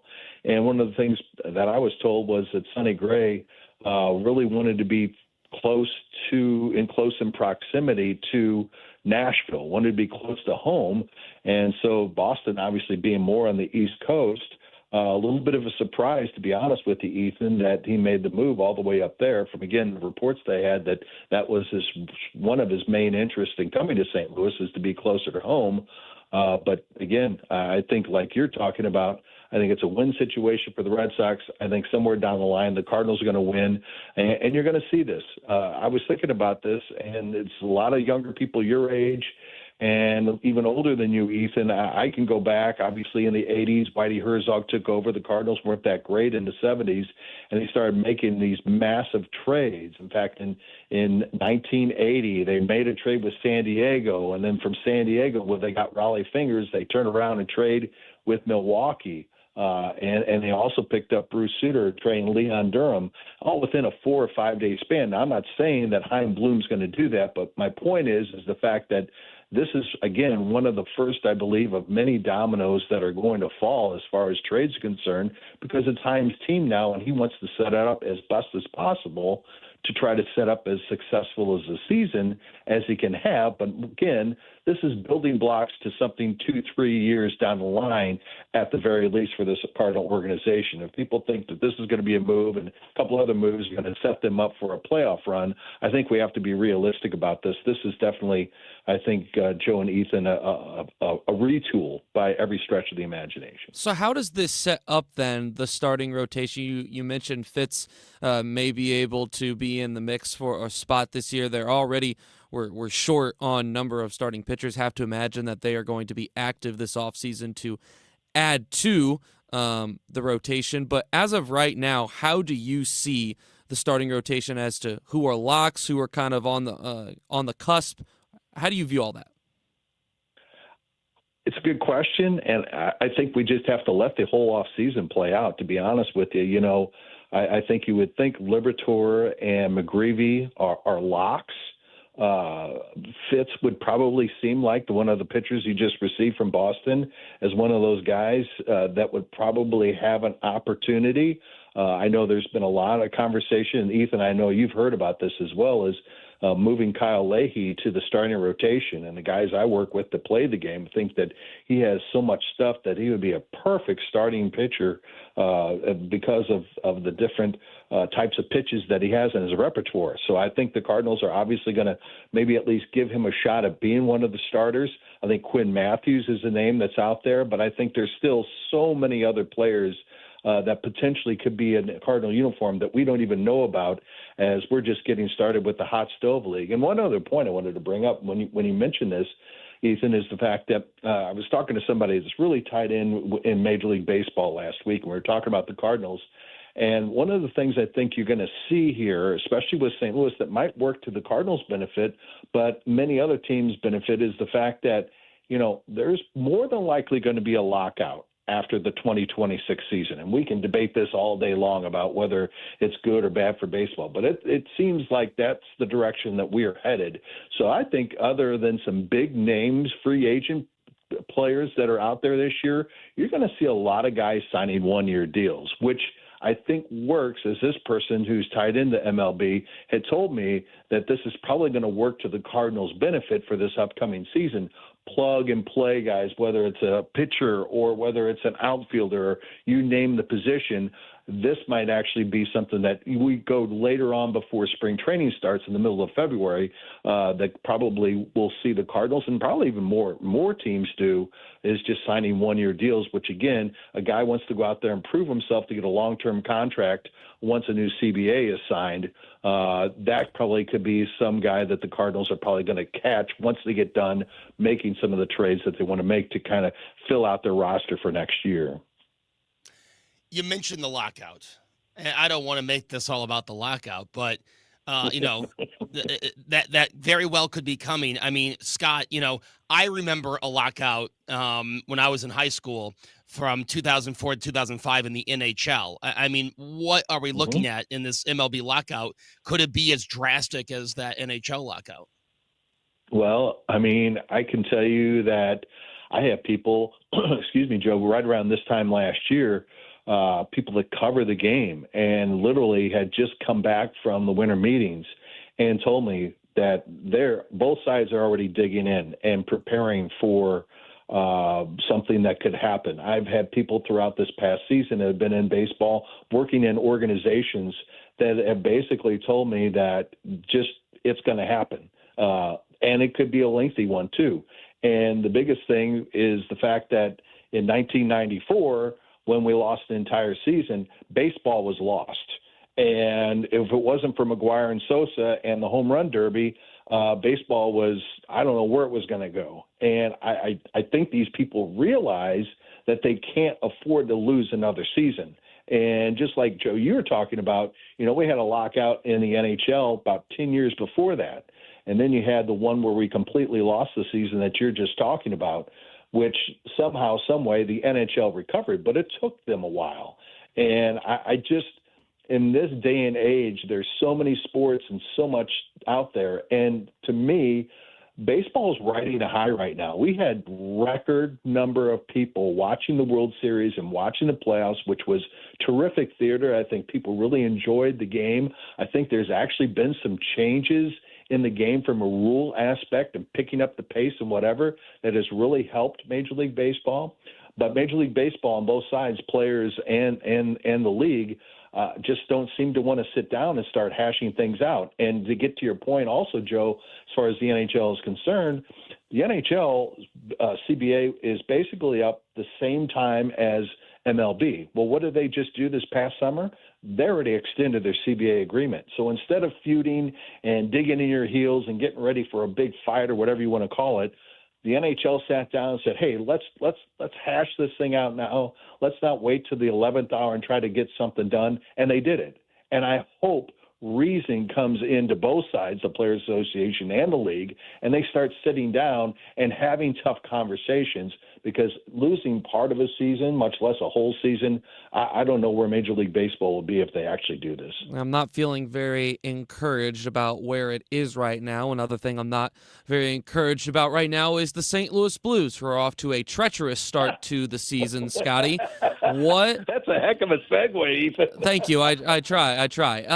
What the heck is going on with the Blues? I mean, this is a team that a lot of people expected to take a step forward based off of what we had seen last year, and they have taken about 6 steps backwards. What the heck has happened? Ethan, if I knew, I'd probably tell Jim Montgomery, and I could probably have a job for life with the Blues. I honestly, I don't know. I mean, there are some signs of improvement. I've learned a long time ago covering the game is the fact that the most important, like pitching in baseball, is what's between the pipes, the goaltending. And you even just look at the numbers. The first month, Bennington and Hofer weren't sharp, but they have turned a corner. The numbers are there. You even look at what Joel Hofer did last night, despite the loss. He was on his toes. He's looked tremendous. Bennington has looked much better as well. I can't put my finger on it. I am totally perplexed at what we've seen out of this hockey team.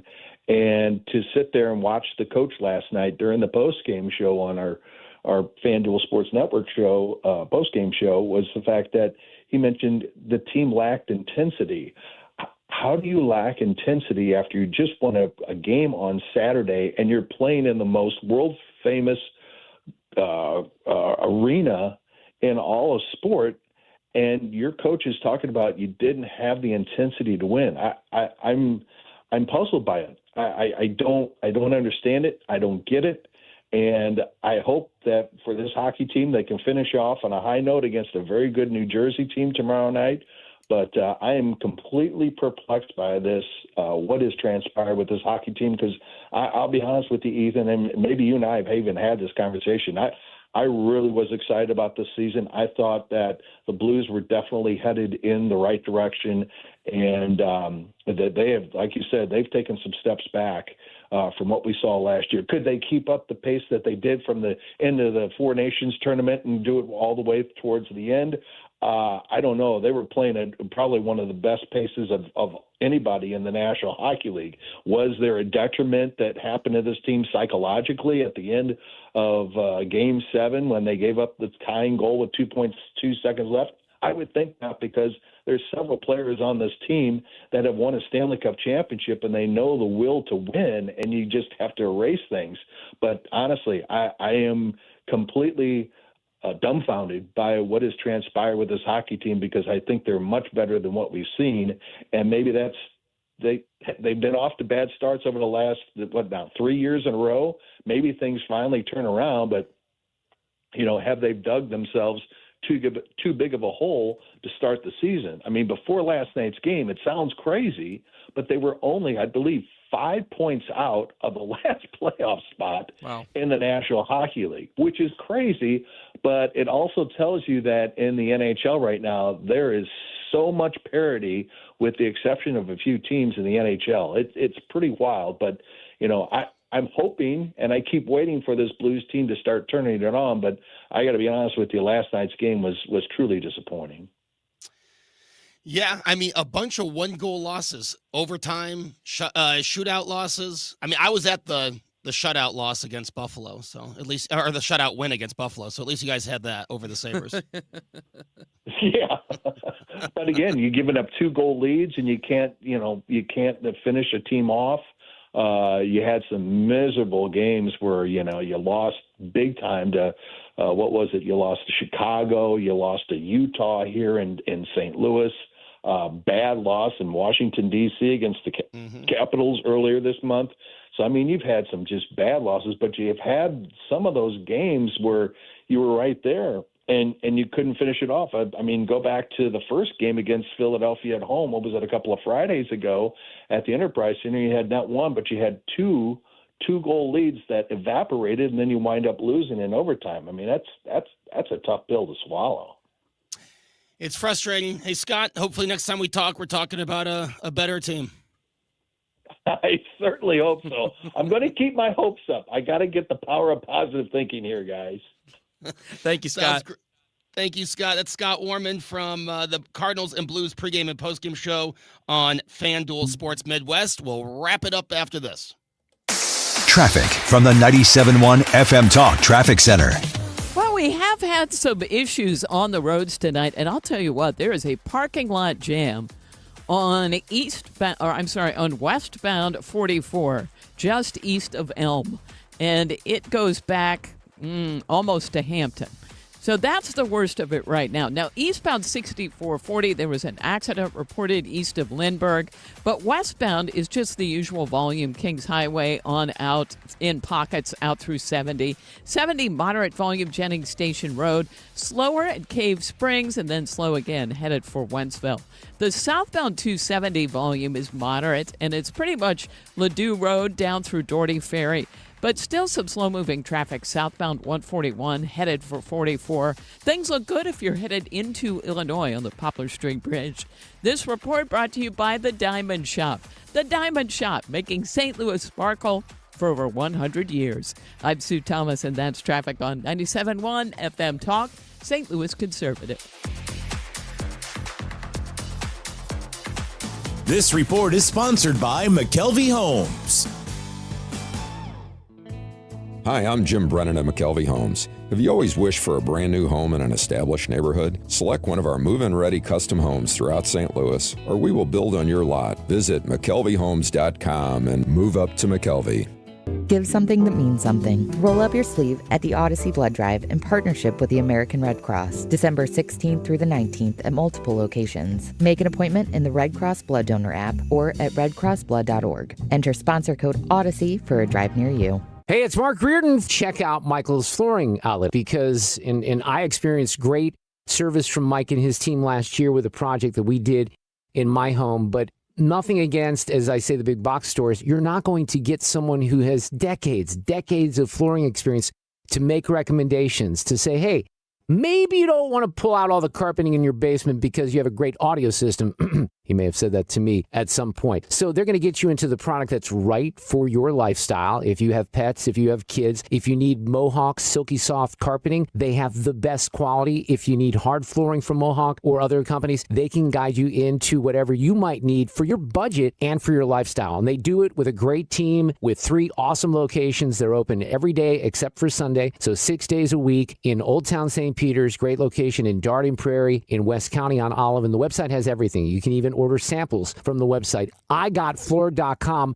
Michael's Flooring Outlet. Tell them that I sent you in. Annie Fry here. If you're nearing retirement or already retired, call my friends Thomas Helbig and Bob Kershaw with the Retirement Advisory Group. They'll show you how linking to the market is much safer than owning the market for your retirement savings. They are the official financial advisors of my show. Go to retirementkey.com. You've got your whole life ahead of you, so choose a Medicare plan you can count on. And that's what you get with a Medicare Advantage plan from United Healthcare. With more than 45 years' experience serving its members, United Healthcare has plans with low monthly premiums that fit your life today and as your needs change tomorrow.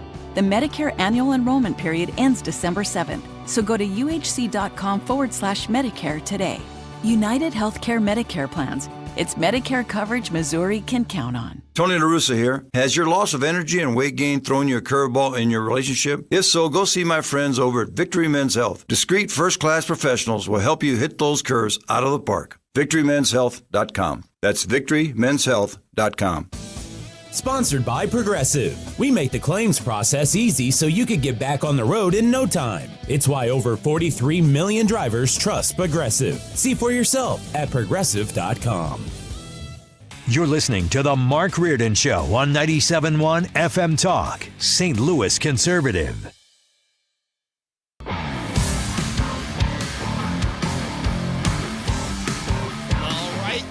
Left here, Joe Beamer in for Mark Reardon on this Tuesday before Thanksgiving. If you're hitting the road, be safe. If you're traveling home from work, obviously be safe as well. Ethan's hitting the road in about an hour and a few minutes. Ethan, how you feeling? Ready to go. Kind of mentally preparing myself. Just getting ready. Yep. Yeah. I've saved up a couple podcasts, got some music, so I'm feeling ready. So that's my question. When you start feeling the eyes get heavy, is it to the podcast or is that when the music ramps up? No, I'll start with the podcasts and then I'll go to the music probably. What kind of music is keeping you up at 2 a.m? It's usually that late that some like Kanye West comes out, maybe some Post Malone, something that's going to kind of keep my energy up. I love it. I can totally relate. Right now, let's play the clip of the day. Stand by. Playback ready. Now, the audio cut of the day. First, we start with clip 14. This is the president a little earlier today. Are you ready? Gobble. I just want to tell you this very important. You are hereby unconditionally pardoned. Here we go. You guys. Pardon the turkey. That turkey will now be able to live on. And, I learned something about turkeys. There's that, what's the TV show around the radio station? WKRP, where they have I thought turkeys could fly. Yes. They can. I almost had a turkey fly into my car a few days ago in Clarence Center, New York. Was it fluttering around or was it actually airborne? It was more of a glide. Yes. It was more of a glide. Yes. Yeah. And our other clip as we get ready to travel is Secretary Duffy. This travel season by car, we have incredible gas prices, on average 3.2 cents a gallon. So if you're going to travel by car, you're going to be able to put gas in your vehicle at a very affordable price. On top of that, if you're flying and you need to rent a car domestically, our car rental prices are down by 15%. So it feels very good where we sit with the president's economy and what he's done with regard to his energy independence push and energy dominance push. It sure does. Ethan, travel safe. Thank you, Ethan. Thank you, Sue. I'll talk to you tomorrow on 97.1 FM Talk. Traffic from the 97.1 FM Talk Traffic Center. We've got a stall southbound 170 before the Rock Road. Watch for that one on the shoulder. And the accident eastbound 6440 approaching McKnight has also been moved off to the shoulder. What we're still facing is a parking lot jam on westbound 44 before you get to Elm due to an accident there. And, that has been there for a while. Mark Reardon would be very upset if he were leaving now and had to sit in that. It is in the two right lanes, by the way. Now, other than that, we're thinning out nicely. 55 just a little slow at Bates. 6440 still lined up, though, Kings Highway out through McCausland and also at the 70 split. We're good on the bridges downtown. This report brought to you by the Diamond Shop.